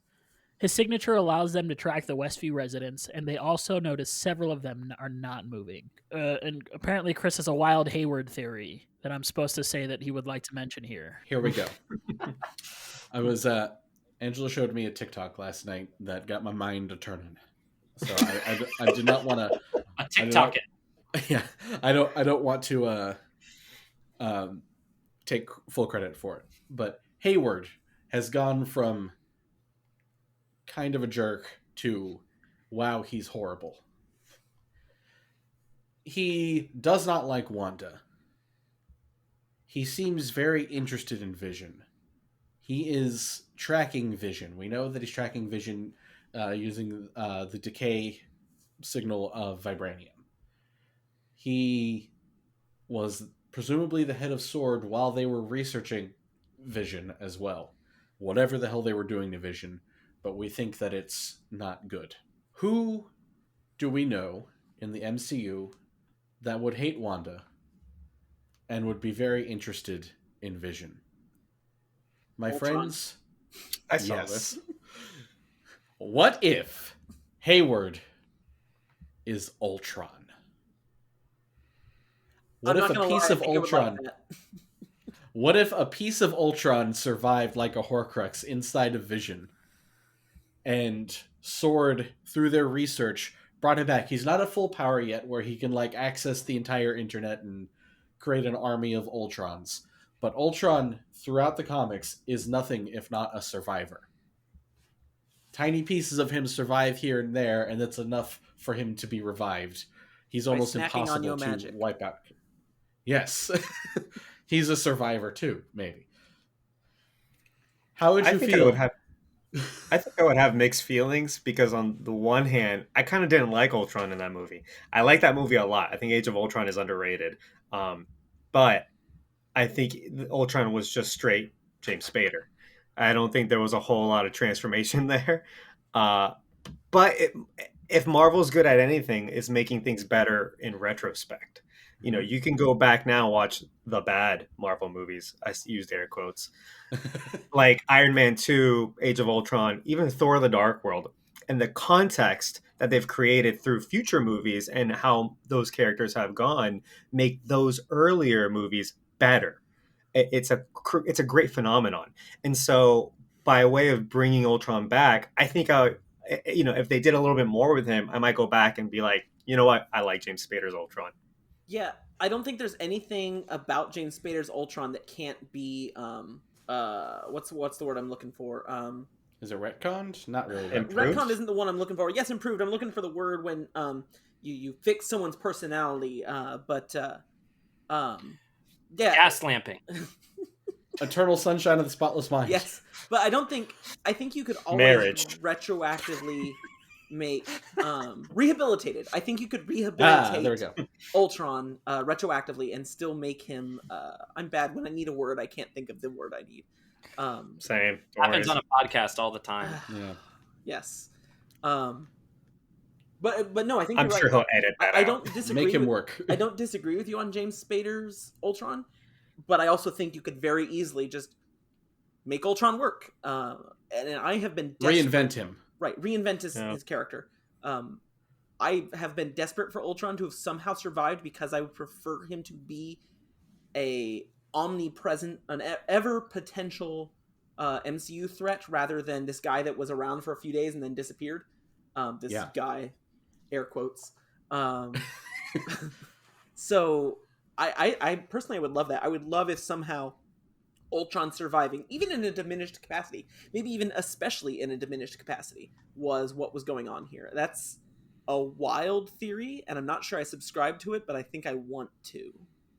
I will say, when I watched last week's episode, I didn't bring this up because I figured it was just a coincidence because it's hard not to make this connection. But when they're studying the drone that Wanda had sent back to them, it's this silver drone with red energy crackling through it, and visually it reminded me of Ultron. Mm-hmm. But I think silver and glowing red is always going to make me think of Ultron, so I didn't think that that was necessarily intentional because her powers are red. She's a Scarlet Witch. Let's not forget, Hayward would have had possession of Vision's body for 5 years now. Yes. It's a lot of time to, meddle with it and figure, maybe figure something out. Yeah. Ooh. See, now if it's true, I'm still going to be excited, but it will have been more expected. If we had not... I'm sorry. No, it's fine. I accepted that on this podcast. I'm over here on Team Surveillance Stork, and this is the one that I don't know if I buy. I don't think, and maybe it's going to turn out Ultron created the Surveillance Stork, and then we're both going to feel dumb for doubting the other. Maybe the Stork is Ultron. Can I get a Surveillance Stork recap, please? Oh yeah. So in episode 3, when that Stork is walking around, and when they're having the conversation in the living room, I suggested that the Stork might have been some other entity keeping tabs on Wanda. And then it was dubbed the Surveillance Stork. And so it gets brought up every episode now that I'm crazy. Which is fair. I don't know. Maybe it's just because I don't want it to be Ultron. I also think Ultron is important to Marvel. I also... I feel like there are certain things that they just need to let stay dead in the MCU and not try... I'm getting, when you said that, I'm getting a weird thing to bring up because we're hoping that we're getting Fantastic Four, but I'm thinking of them rebooting Fantastic Four and it just being garbage again. I almost want them to let the dead stay dead. Think about if they're all right, let's make these Marvel villains that people didn't really like. Let's bring them back and make people like them. Does that mean we're going to get Malekith again? Because we don't want Malekith again. But Ultron's much more important than Malekith, but... Yeah, that's the difference. I don't know. No one wanted Malekith in the first place, but we did want... I know that, but I don't know. I think there's more to Hayward than meets the eye. He's definitely... And they say that about robots more than meets the eye. Oh my god. He's a Transformer. Checkmate. Hayward's Megatron! I can't argue with you now. You win. This is a weird reference to bring up. Have you guys seen that weird anime clip of it looks like it's going in a certain direction? It's like a schoolgirl, and she's like about to take off her shirt, and then suddenly she transforms into a fighter jet, and it's the best swerve of all time. And that's what I think when I look at Hayward, is him like just suddenly transforming into a tank or something. I'm gonna Google search anime girl fighter jet. I'm pretty sure you'll find it pretty quick. Turn the safe search off just so you see all results. Yeah, you don't want to miss anything. You got to be thorough. I mean, honestly, if you just search anime schoolgirl shirt off, you'll only get a couple of results. So just go with that. I mean, it's got to be the top result. What else? As the FBI, they won't think anything of it. Inside the... I know a lot of people think that Hayward is going to end up being Mephisto or something, but he found it. I didn't find it. I found a different one, and it's somehow worse. It's like a whole anime where they all like transform into random vehicles. Inside the hex, Vision encounters more motionless residents. Scanning the neighborhood, he finds a lone car stopped at the edge of a town at the intersection of Ellis Avenue. Checking on the driver, it turns out to be Agnes. In a trance, she tells Vision she took a wrong turn. He wakes her the same way he did Norm, and she begins to frantically ask him if he can help the town since he's an Avenger. Vision asks her what an Avenger is. Oh, that was so good. Agnes then asks if she's dead. When Vision asks why she'd think that, Agnes says, because you are. You're dead. You're dead. You're dead. She tells him no one leaves, and Wanda won't let them think about it. She descends into manic laughter, and Vision puts her back into character. As Agnes drives away, fully back to her zany neighbor self, Vision crosses Ellis Avenue, where he finds the hex field. Now, Peaches, you've been stuck on Agnes this whole series. Every episode, you're like, Agnes, Agnes, Agnes, Agnes. And this probably confused you 1,000 times more. Oh, it really did. And I got like 3 messages from people that were like, so what do you have to say about Agnes now? Because I went on that long rant in our last episode of the podcast, and I basically told everybody that I knew outside the podcast the same theory. And they're like, well, what do you think now? I gotta clear this up for our listeners. I don't necessarily disagree with myself from last episode. I still think Agnes is a part of this whole thing, and here's why. When Vision is on the outskirts of the town and nobody is moving at all, and nobody is responding to him at all, Agnes is as far toward the border as of the hex as she almost can possibly be without breaking it, and she still can talk to Vision.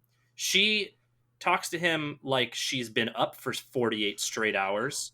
But she can still talk to him. So I think that somehow she's still involved. Maybe she is in this neutral role where she's playing both sides, like I was saying before. And maybe she bit off a little bit more than she can chew. Maybe the magic that Wanda is producing, or the hex that Wanda is producing, is just more power than she has had to deal with in the past, and it has a stronger hold over her than she's comfortable with. Mostly, I just really, I'm gonna be so mad at Marvel. I'm not really. I'll only be mad at them for like 5 minutes. If this whole Agnes thing with all of the references to her character, Agatha Harkness in the comics, if everything that they've done in this show is just to fuck with us, I am going to be so salty. I'm going to be so mad. But I don't think that's the case. I still think that she's more important than just a citizen of Westview. She still doesn't respond because when Vision says, like, but you've lived here your whole life, she doesn't acknowledge that. She just talks about how Wanda has control of everybody. And before she goes back into character, you notice that she is literally for Halloween dressed up like a witch. Like, she is in a witch's costume. And the laugh that she goes into maniacally is very reminiscent of a witch's cackle. I think she's still... I'm not unsubscribing from my own theory, listeners. If I'm wrong, I'll eat my words, but I don't think she's just an ordinary citizen of Westview. That is my statement. Thank you. These are my final thoughts. God bless. God bless America. The important line, I think, from that exchange that he has with her before she wakes up is she says, "I took a wrong turn," and he says, "In the town you grew up in." Mm-hmm. What if this isn't the town she grew up in? Mm-hmm. Right. She didn't grow up. She's the only one that doesn't have a driver's license. Maybe that wrong turn is not a literal "I took a wrong turn in my car." Maybe it's I messed up. Yeah, I messed up. I think I think there's a good chance you're right on everything, because I think there's a really good chance that for some reason, I'm not even going to pretend to know the reason, but for some reason, Agnes was out there because she was attempting to leave, headed out there, and when Vision got there, she was playing the part that she needed to do to reinforce to Vision what's going on, for whatever reason. But I think there's a really good chance that Agnes was acting, but not acting, because not the show. I can't use normal words because of how the show is, right? She was acting for Vision, not acting for the audience. But Vision zapped her, though.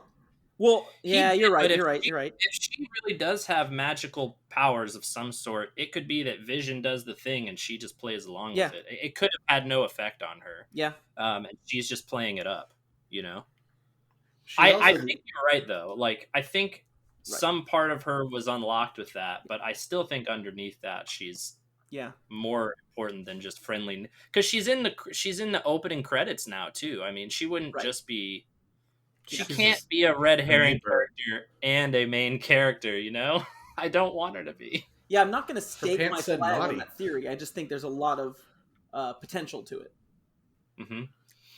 I would venture to guess she's somewhere in the middle, which is convenient for me because I don't have any radical theories before. But I always got the impression that she was different, sure. She seemed to be up till now the only person who seems to think that they're an actor instead of a character, because you have characters like Norm, who once the hex takes over him, he's not Norm, yeah, right? Yeah, Norm. Yeah. Aberfirst or whatever his name is, Abernash. When he gets unzapped and he goes back into the hex, he thinks he's his character. He doesn't think he's an actor in a show, whereas Agnes last week messed up her line and she's like, "Oh, do you want me to take it from the top?" So she is definitely not the same as everybody else. And I don't think Marvel would waste so much time, like you said, to be a red herring. She's in, I don't know if we mentioned it, at the opening theme song.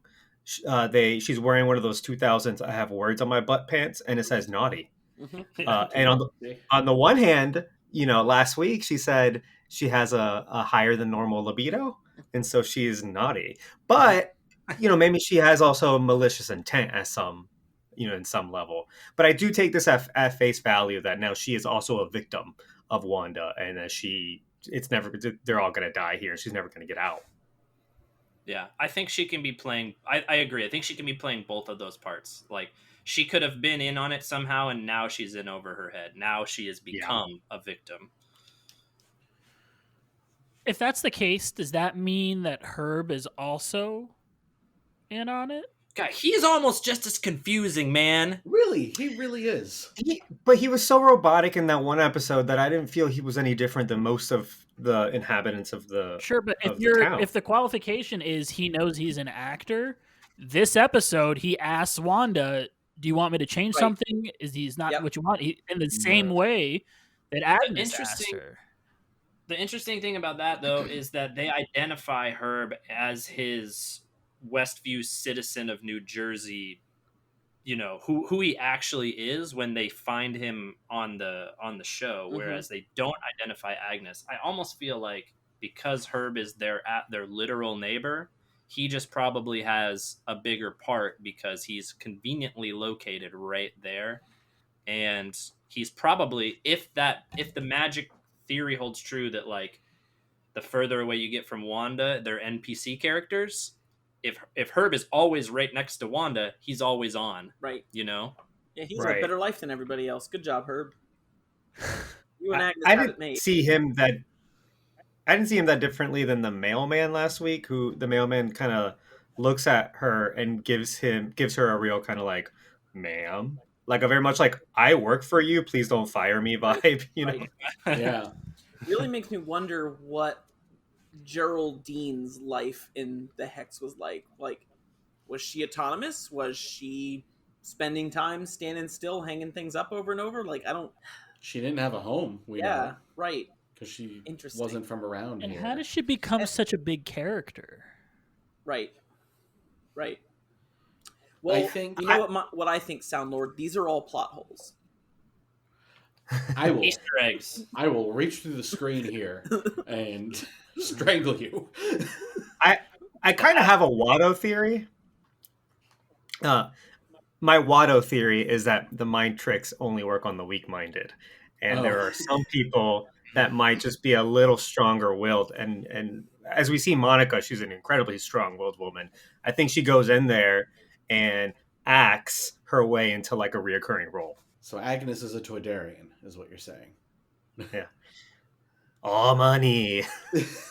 I think, and this will go along with what Monica, how she acts in a later scene.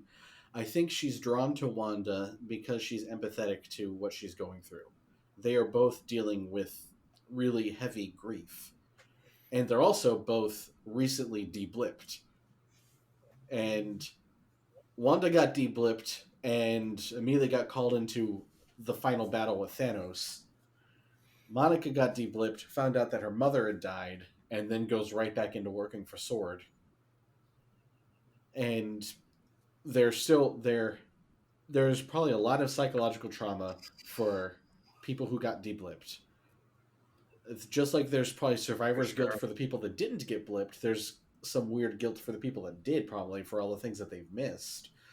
While they're also both dealing with, for Wanda, it's the loss of Vision and, you know, everyone else that they lost in those final battle.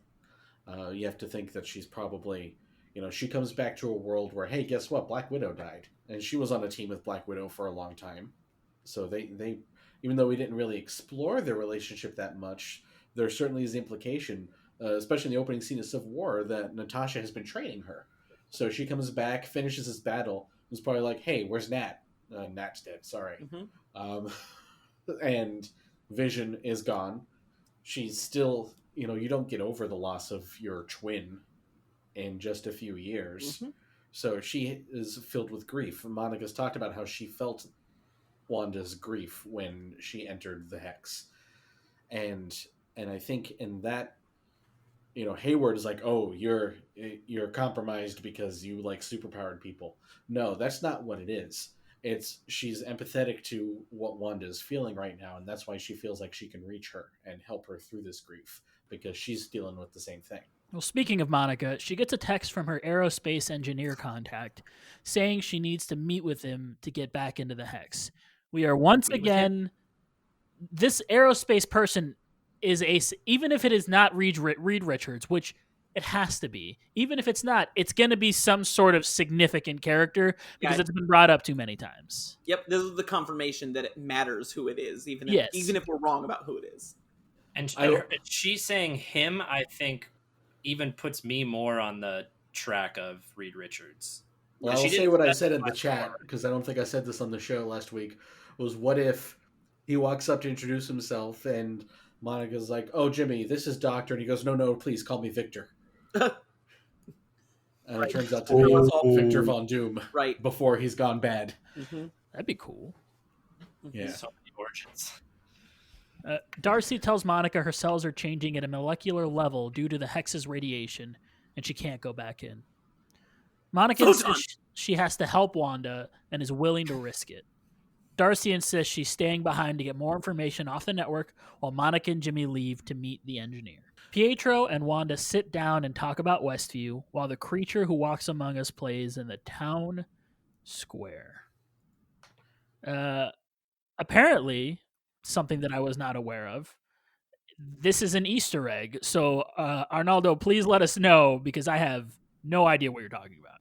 I take no credit for this. I saw it on Instagram. But as many of us have.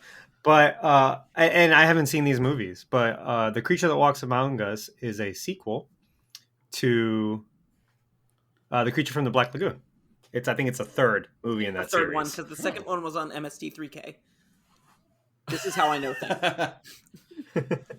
Robbie, do you need to speak up? Can you hear us? Like your hearing aids, are those working? I'm making an old joke. I can actually hear you and you can hear me. The rest of the world hears you. Okay. Arnaldo, please continue. Yeah, sorry. But apparently in that movie, the creature loses his gills and they try to acclimate him to like normal like life among the humans because he's breathing air, but he doesn't want to be there. He longs to go back to the water. And apparently by the end of the movie, he goes back into the water, and the implication is that once he's left this little town that he, doesn't want to be in, he can't survive anymore. Which is the reference to later on in this episode when Vision tries to escape. He can only survive in the hex, so as the creature could only survive in this town, now he breathes air instead of water. Wow. It's a good one, right? That's really good. Because I had no idea what was playing. I was trying to figure it out, and I could not place it. And I knew it'd be significant, but I was like, I don't know what that is. There's no Quite on the nose, yeah. Image searching for clips in WandaVision, right? No, only the internet can do that. The power of the internet. Pietro asks where the kids were hiding until now. When Wanda acts like she doesn't know what he's talking about, Pietro makes it clear he knows Wanda's in control, but thinks what she's doing is ethical. He points out that couples have stayed together, their personalities aren't too changed, and everyone has better jobs. Wanda is relieved to find out Pietro doesn't think what she's doing is wrong. When Pietro asks Wanda how she's doing all this, Wanda says she doesn't know. She says she only remembers feeling completely alone. As she gets emotional, she briefly sees Pietro as a zombie with bullet holes in his chest. Chris. Mm-hmm. Pietro, it seems like he knows a lot. It also seems like he is the only person in this town who's not afraid of Wanda. Yeah. Which would make sense if he is, in fact, her brother. Sure. But is he? We don't know. Even Vision is afraid of Wanda at this point. Which isn't unprecedented, I think. Not that he's afraid of her in Civil War, but he understands why people would be afraid of her. Yeah, oh gosh, just like last week, I have so many questions about Pietro. First of all, when we see... Well, we assumed that when we saw Vision as a corpse a couple weeks ago, or whenever it was, that it was... First we were like, maybe it's a trauma flashback. And then we're like, oh gosh, maybe she is parading around his dead body unrepaired. But when he steps out of the hex, he still looks like Vision. Mm-hmm. But now she sees Pietro as a corpse. But it's still the Evan Peters Pietro. Or Peter, or Quicksilver, or whatever we want to call him, since he wasn't Pietro in the Fox universe. If that is indeed who he is.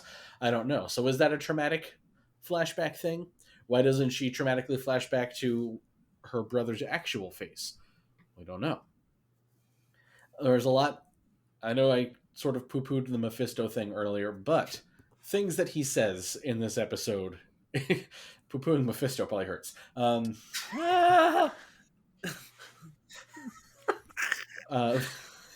so sorry. That was... I'm sorry, but base. It's better than Mephisting the poo-poo. Okay, bye. Oh, no. Robbie, that is so unlike you.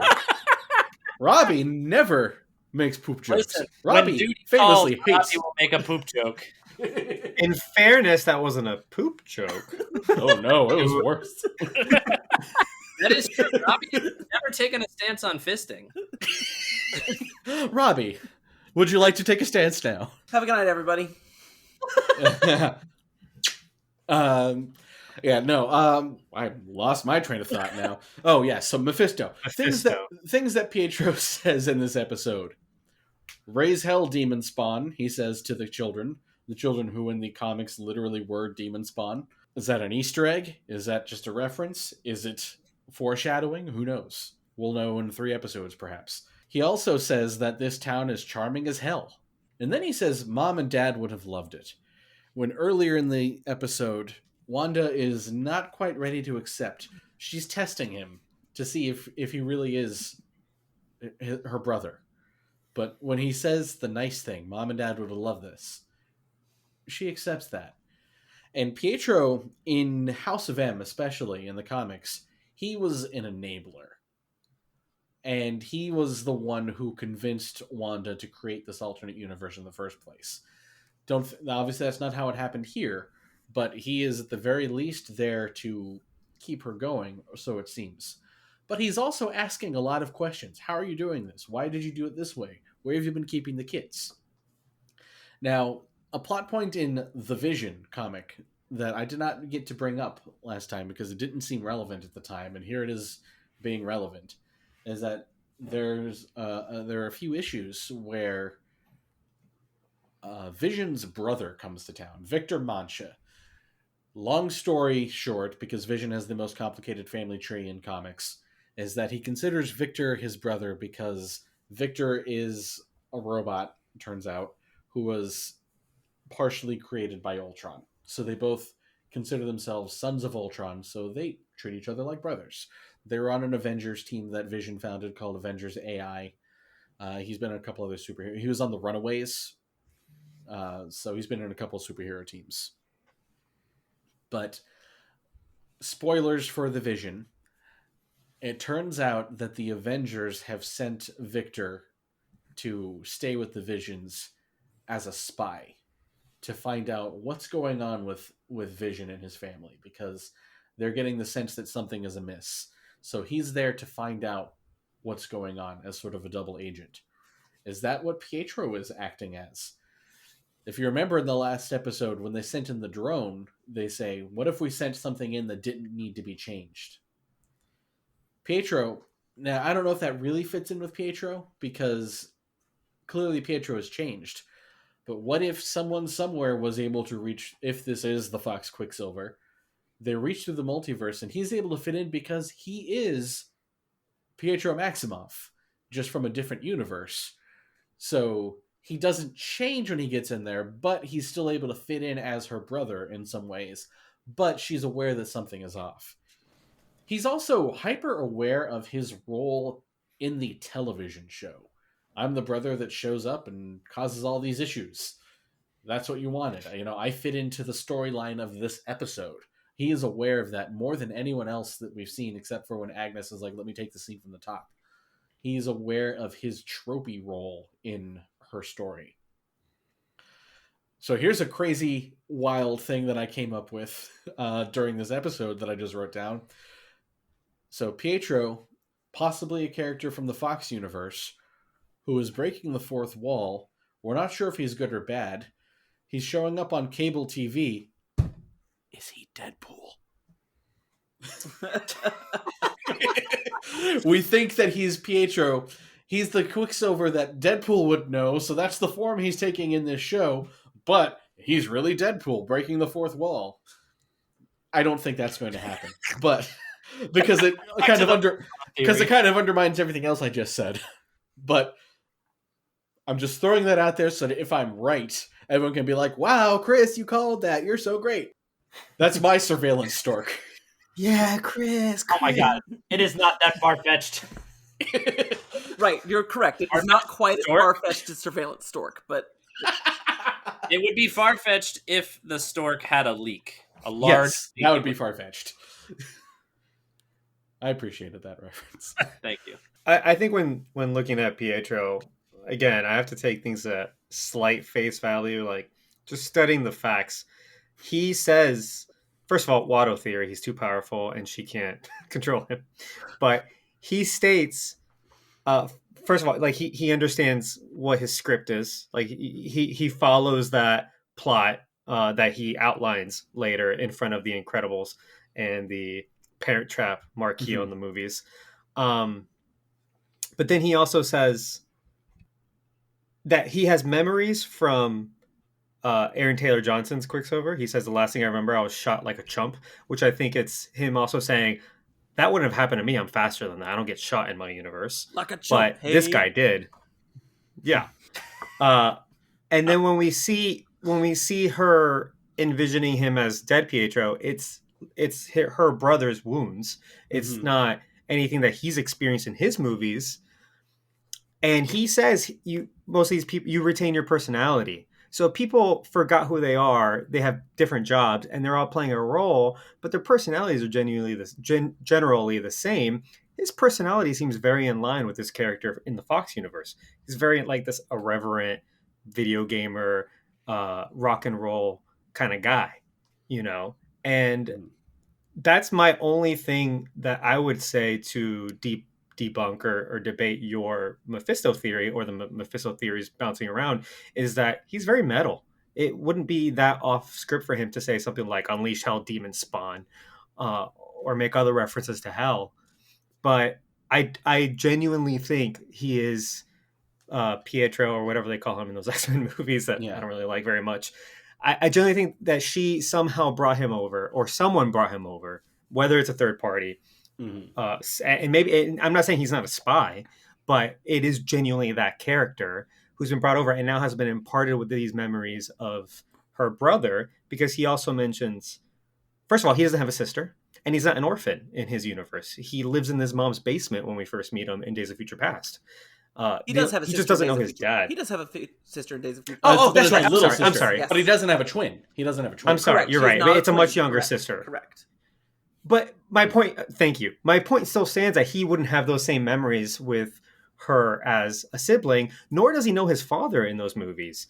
They sort of do a gag where he's next to Magneto, and he's like, I didn't meet my dad or whatever. But so I think all the evidence is there to say that's him. Also, what's in the future for Marvel? We kind of know there's multiverse shenanigans coming.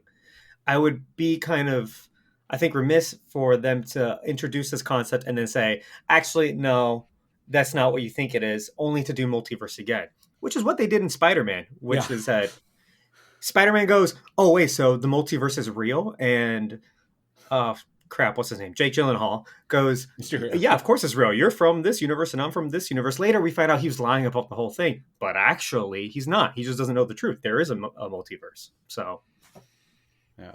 And I would like to just say that I do not think that he's Mephisto, for the record. Right. Yeah.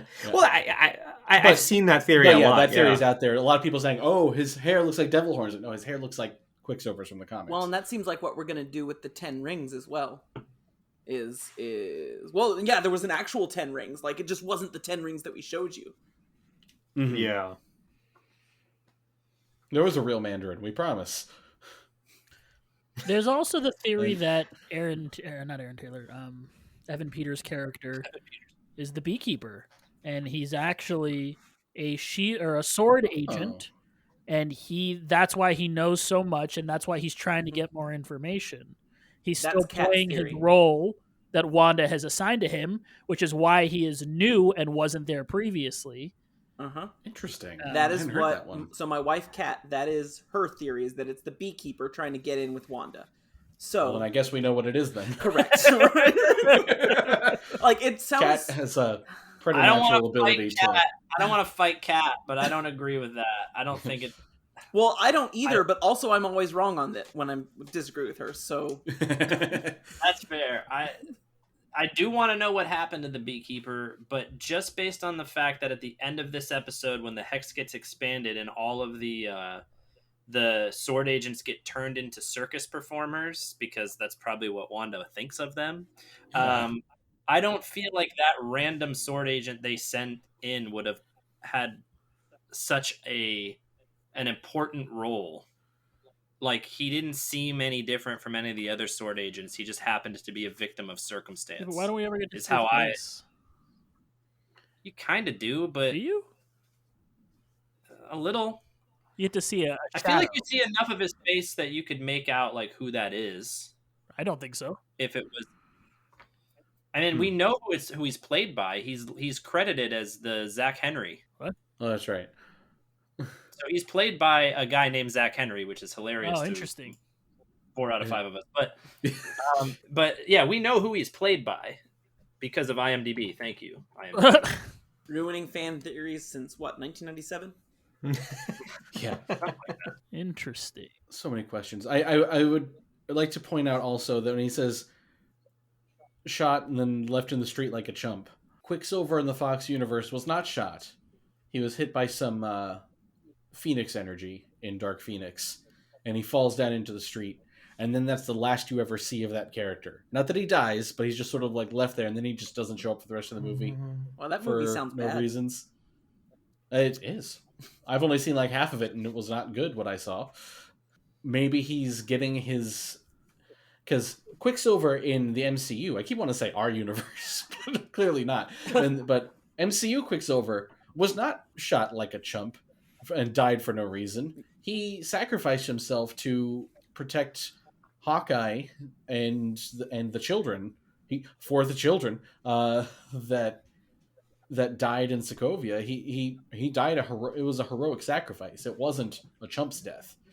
But Quicksilver running towards Jean Grey and then getting tossed aside and then never being seen again because he couldn't make it for the reshoots or something, that is kind of chumpy when he was one of the more popular characters in the X-Men reboot movies.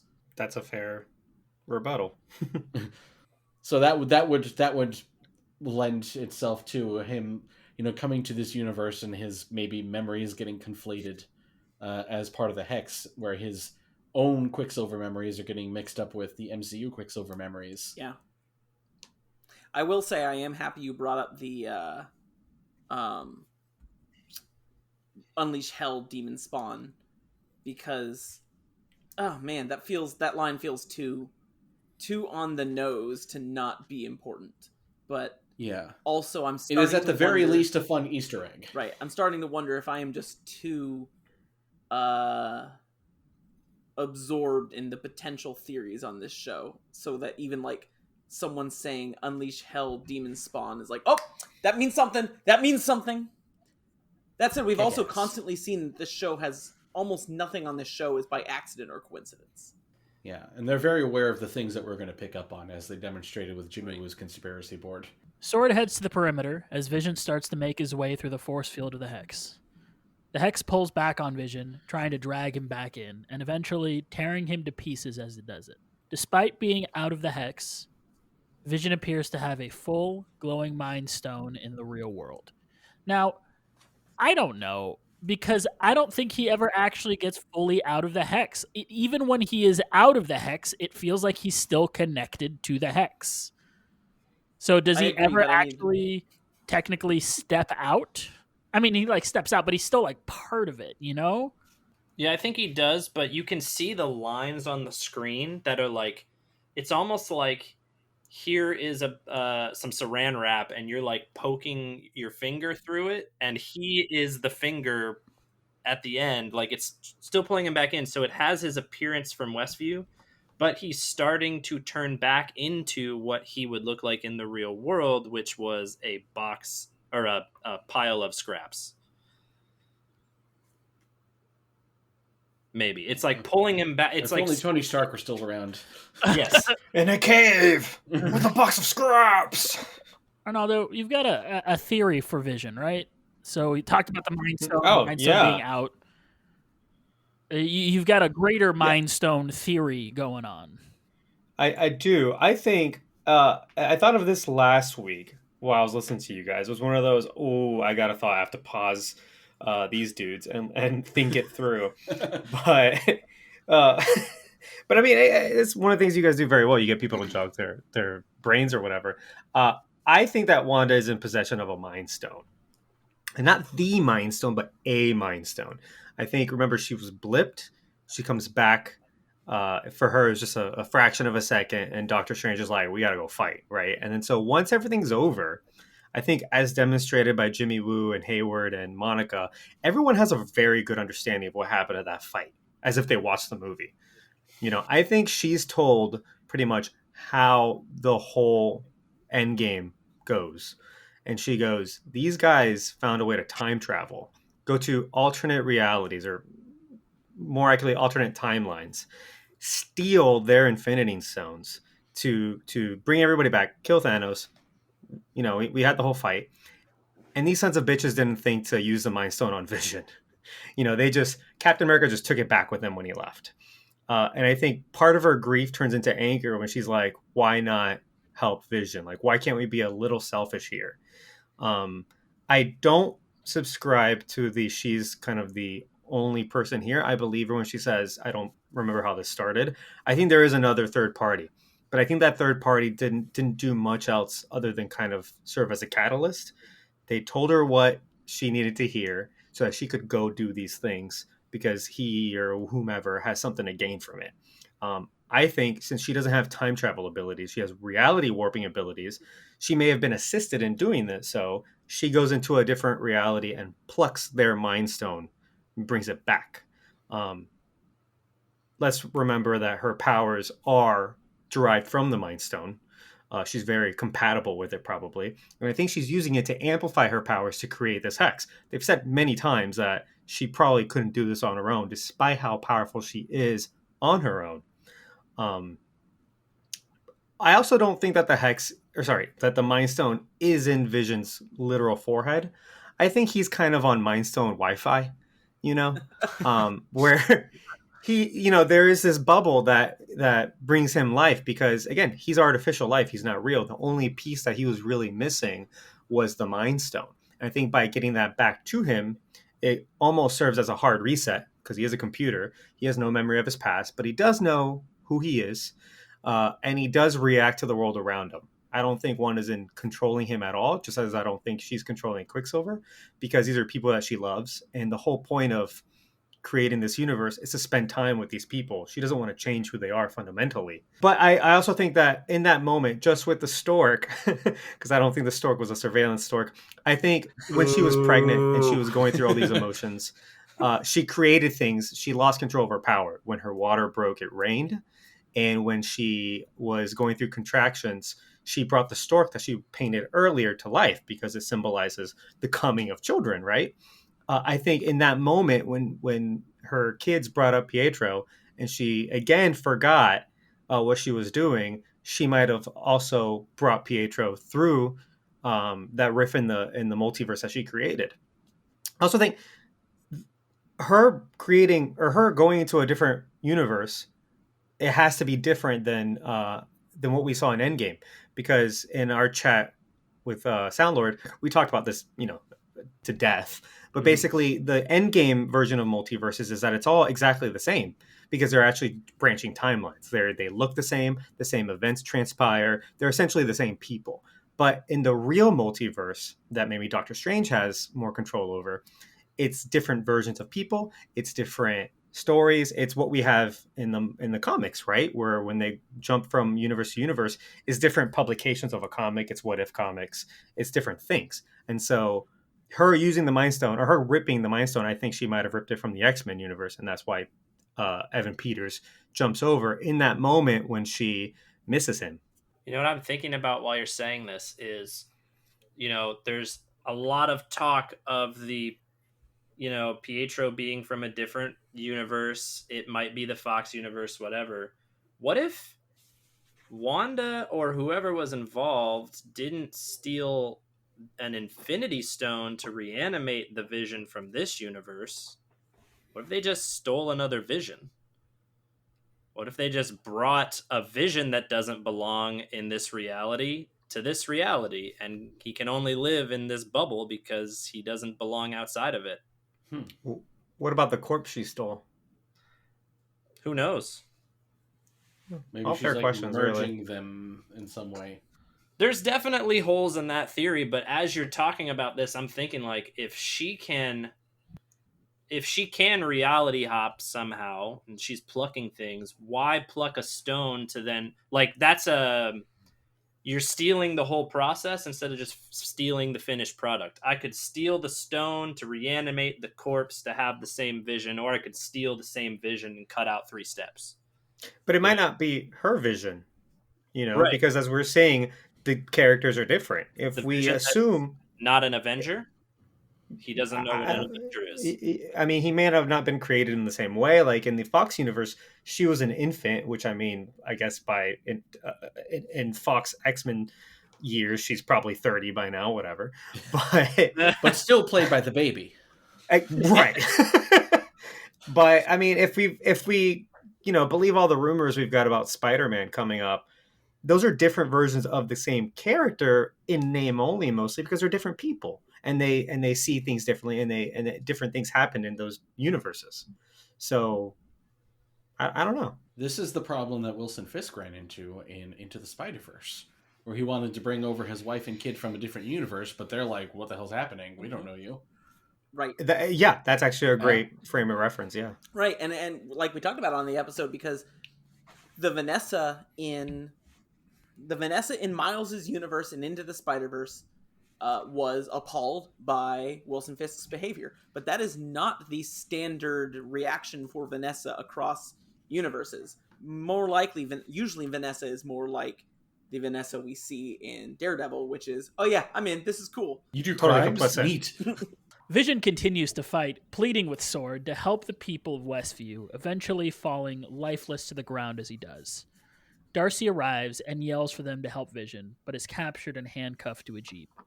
Inside the Hex, Billy shows the ability to stop Tommy with his powers and hear Vision psychically. The two boys run to ask Wanda to help their father. Pietro caustically tells Wanda not to worry because it's not like your dead husband can die twice. Ouch. Which Wanda responds to by yeeting him across the town square.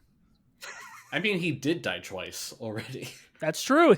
That'd be dying a third time. Uh-huh. Maybe that's why she was so mad, because she was correcting him. No, he died 3 times. She's already watched him die twice. Yeah. That has to be like the most traumatic thing that's ever happened to her. Billy realizes Vision is on the edge of town. Wanda reacts by freezing everyone in place and expanding the size of the Hex. The Hex absorbs the Sword base, including a left-behind Darcy, restoring Vision, turning the base into a circus and the agents into clowns and other carnies. I thought this was a really cool scene of all the stuff shifting over. Uh-huh. Like how the, is it a helicopter that turns into a hot air balloon? Helicopter turns into a hot air balloon. Which is so cool. Yeah. The floodlights turning into the outer perimeter of like a carnival? softball field. Oh, yeah. Uh-huh. That was pretty cool. The food truck. The food truck? Whatever that was. The van, the utility van becoming a food truck. That one was probably my favorite. I'm interested to see what Darcy becomes, because I feel like she's not going to turn into a clown. I feel like, because like Monica, she has some empathy towards Wanda and wants to help her. I feel like that's going to help her in some way to have a more useful form than I'm just a clown. They drive past a car dealership that turns into a diner, which then Darcy would be a waitress at the diner. 2 broke girls, baby. I thought it turned into another car dealership. The what? I thought it turned into a different car dealership. Yeah, that's what I thought. Yeah, I thought it did too. I thought it did I too, could have but sworn I saw a diner. It may have But been maybe both. it was a car may have seen a diner. Maybe it's one of those like combination KFC Taco Bells where it's a diner and a car dealership. Yes. Come get your car and a 3-piece fried chicken meal. With all the there may have been a diner in there, but there was definitely also an old car dealership. I'm all here for a 2 broke girls reference. Yeah, that would be fun. Wasn't there... Am I imagining that at some point we had a shot somewhere in the early promotions for this of Darcy in the sitcom universe? I feel like that's like... So there's that poster that came out in week 3 where she had all those TVs in front of her. I feel like and I'm thinking of one a full the shot, shots, though. she's wearing like a kimono or something. It looks like she's wearing something that's like... it's got like patterns on it. It looks kind of silky. Right. And then the Jimmy Woo one, he's wearing like a greaser outfit. So I feel like he's gonna get sucked in there too. But yeah, Monica did talk about when she was brought in and became Geraldine. She said Wanda on some level knew that she was an ally, and that's why she had a different experience. Yeah, I'm guessing we're going to have the same thing with Darcy. Forgot about that. Where she is going to intuit. There goes my Watto theory. She was going to intuit. Well, I don't think those are. I don't think it precludes the Watto theory. theory. Yeah. So I think we might see Darcy.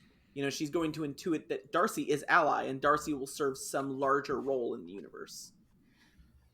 You know, I hope that this show adds the eating of Geraldine, surveillance dorks and the Watto Theory to the popular discourse around this show. That's what I would like. I can't wait until one day we'll be big enough that we'll have a wiki. There will be a page. So there will be a page for the Watto Theory. Surveillance Stork will be for like, this needs more editing. We're watching it to make sure that, this needs correct, appropriate editing. So it will say on the top, there will be a banner saying this page is currently under the watch of the Surveillance Stork. And that will be. You know what? Screw you guys. I'm going to have my own podcast with surveillance storks and hookers. No peaches. When they're alive, they're called call girls. I'm sorry. I was just making a strange Futurama reference. And I was making an Archer reference, but clearly I'm the only one that. Well, phrasing is important. You want Archer references? This is how you get Archer references. Robbie! You're now Lana, I guess. Hayward, Monica, and Jimmy are able to escape the now larger hex, podcast. and the red fades from Wanda's eyes as the credits roll. We were so close to done, and we interrupted it one last time. One last time. All right, where do we think things are going next? Chris, we'll start with you. Where do you think things are going? Well, I've heard that the last 3 episodes are supposedly about an hour long. So they're going to be 53 minutes long with 7 minutes of credits. Yeah. Yes. So all I know about where we're going next is I'm not going to be able to watch it on my lunch break on Fridays anymore. So I would like to once again asking Disney Plus to start dropping their shows in the evening, as opposed to midnight Pacific time. I really wish. I am once again. I kind of like the Friday morning model because it has all Friday is dedicated to me texting every single person I know. Have you seen it yet? Let's all talk Friday about is it. dedicated to me avoiding social media. Fair. I had for those psychopaths that wake up at 3 a.m. and then they post at 3:42. Oh my god, that was the best episode of WandaVision I've ever seen. I can't believe. I hear the Friday, psychopaths that wake up at 3 a.m. also typically have nerve damage in one of their hands. Sorry, Danny. Wow. I had to what a shut. subtweet. Danny doesn't post about it. Yeah, that's true. He doesn't post about it, at least. I had to shut my office door because the employees at my place of work were so cavalier about how they were discussing WandaVision that I had to shut them out and not listen to them and refuse to answer the door when they were knocking. Yikes. Well, Robbie, since you're already talking, what about you? Chris already talked about Pietro, and I agree. That's kind of the future stance I'm going to take. Is I don't know if it's spy or whatever, or how much in control he is, but I do think Pietro's going to turn out to somehow be an outside influence. And he is there to continue to coax Wanda along this path. Like, Wanda's starting to feel a little bit doubtful about what she's doing. No, Wanda, you're doing the right thing. Why, I'm not sure. I am wondering if it's the Mephisto things, particularly with the Raise Hell Demon Spawn lines and stuff like that. I feel like Wanda it's either to do what we talked about and bring back Vision, or maybe she is doing this power she's creating is being siphoned by another force. But in some way, I think Pietro is an outside influence being brought to keep Wanda satisfied with what the life she's created and kind of not control Wanda directly, but sort of control her more subtly.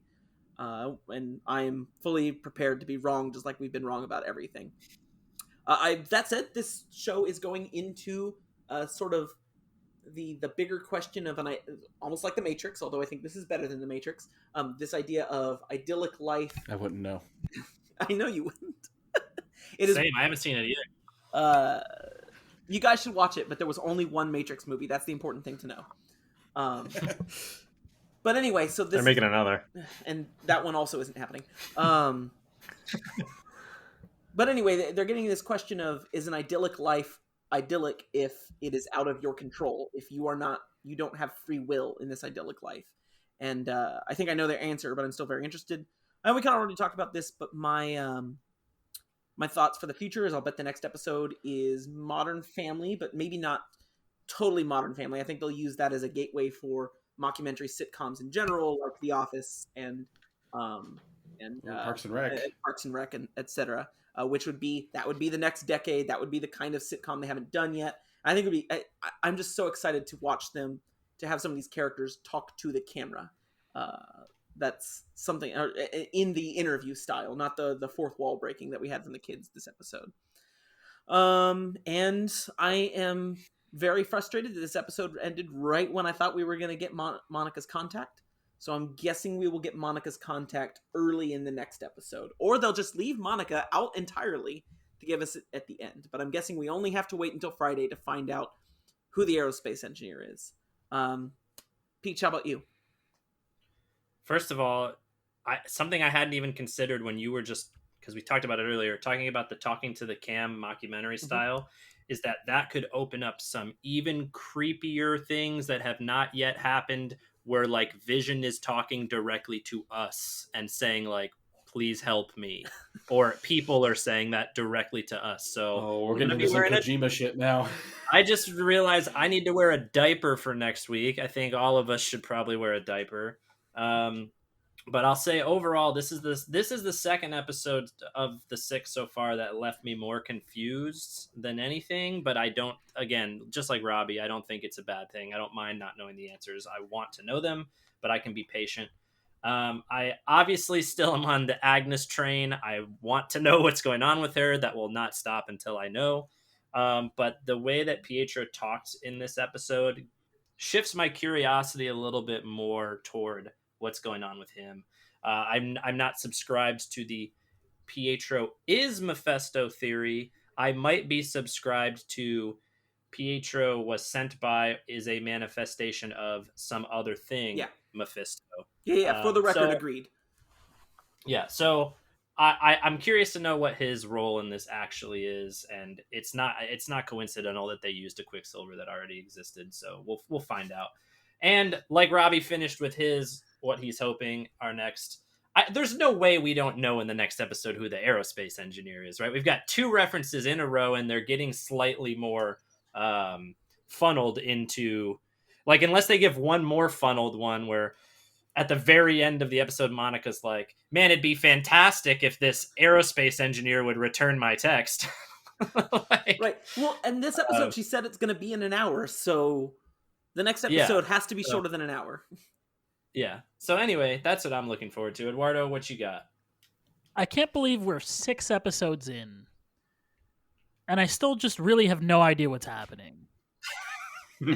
Like, and that's not a bad thing at all. Like, this is, I feel like I'm being given the wrong label when it's that I don't like answer, or that I want answers, because I guess I do want answers, but what I wanted more of is I wanted more questions. From the very beginning, I didn't have questions, and if I don't have questions, I can't theorize answers.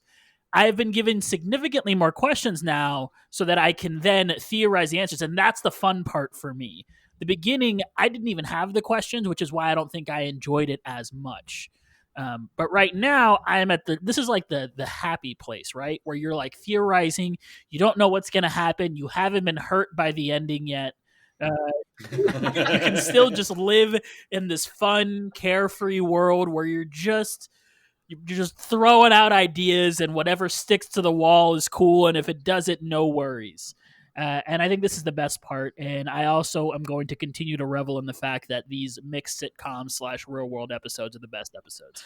All right, Arnaldo, what about you? I really, really hope, well, I mean, first of all, within the context of the show, I really hope we get the aerospace engineer soon, because 2 setups in 2 different episodes, I feel like there's going to be a direct correlation between the amount of like setup and the amount of payoff, hopefully. So, and that's why I'm leaning more and more towards like a Reed Richards or some, maybe even a Riri Williams, like someone so who really is going to 4 setups, and then we get the Fantastic Four. Oh, you might be on something. Episode. It's but yeah, I mean, obviously, a Krasinski would be a great one. A whole Office Jimmy Woo, are they the same character gag would be so funny. I outside of this show, after its conclusion, I kind of really hope that this sets up Wanda to be the villain slash the antagonist for Doctor Strange. I've been getting the feeling that this is setting her up to be just kind of this force of nature that they can't handle anymore, and they have to bring in another Avenger to do something about it. And I think that would make a really good. And we already know she's going to be in that movie, so the facts are there. I really hope that that's what that movie leads up to be, and that also creates a better interconnectivity between these new shows and the movies, which we didn't get with some of the old shows.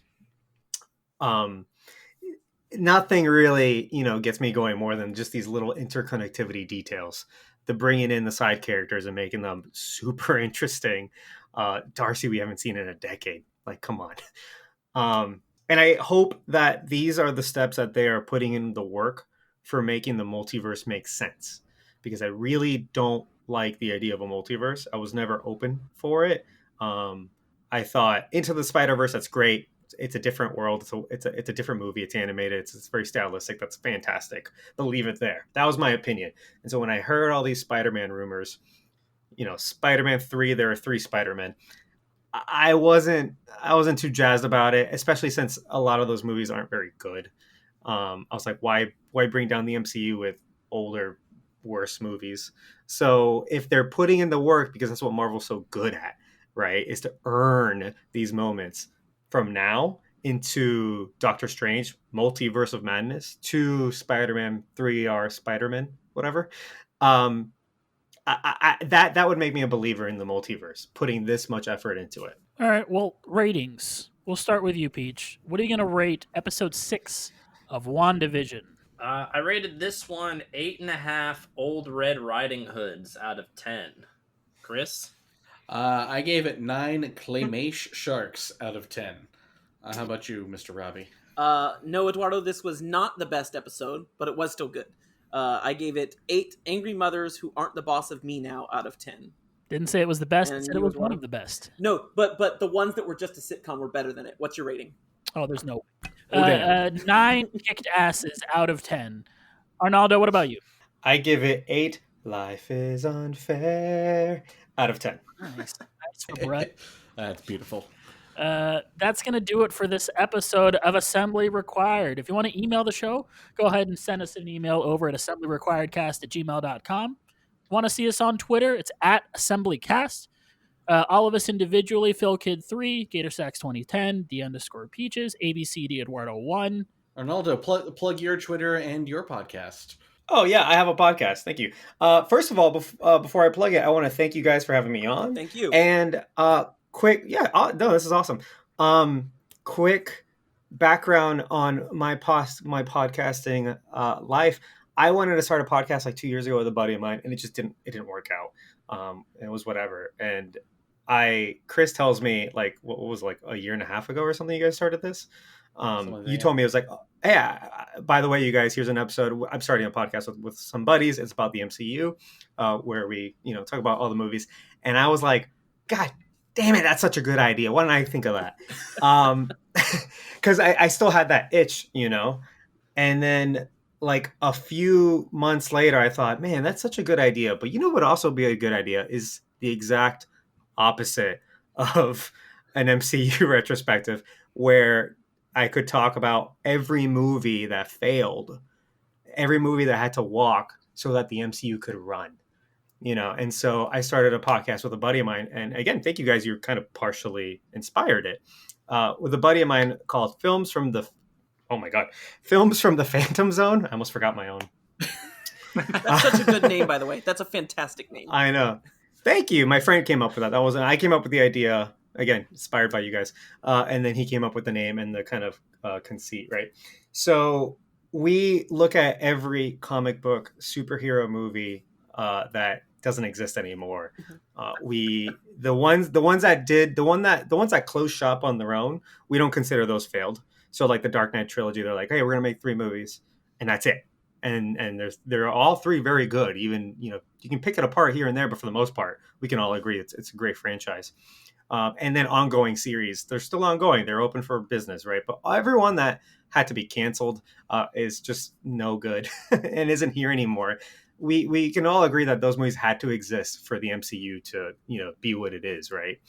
And so that's what we do, and it's a lot of fun. It's called Films from the Phantom Zone. We also do a segment in there called Keep or Cancel, where we talk about the people involved in making the movie, and we decide if we can keep them or we cancel them. So that's also a lot of fun. You can find that everywhere. We're on all platforms. Twitter, Films for PZ, and on Instagram, Films from the Phantom Zone. So thanks a lot again, you guys. Thank you for being here. Thanks. Yeah. Yeah. That's great. Once again, that's going to do it for all of us. For myself, Peaches, Chris, Robbie, Arnaldo. We love you, 3000. Bye, everybody. Excelsior. Hydra. Boobly boobly. I don't know. Can you repeat Bye. the question? You're not the boss of me now. You're not the boss of me now. You're not the boss of me now. And you're not so big. You're not the boss of me now. You're not the boss of me now. You're not the boss of me now. And you're not so big. Life is unfair. Danny, you told us that you would assign the four of us to Fantastic Four members, and we forgot to remind you at the end of episode 4 of our WandaVision episode. So enlighten us, please. We have to know. Okay, I gave it a lot of thought while I was gone during the last episode, and I wrote notes, and I do not have the notes, but I do remember that I decided that all of you are the Thing.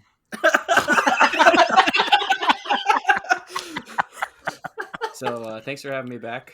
It's clubbering time. You're all very, very eager to hear that. I hope it was worth the wait. I think that rocks. It's kind of a grim outlook that you have, but I'll take it. Thing pun. Very good. All right. Well, that was fun. Oh, what an ever loving wasted time.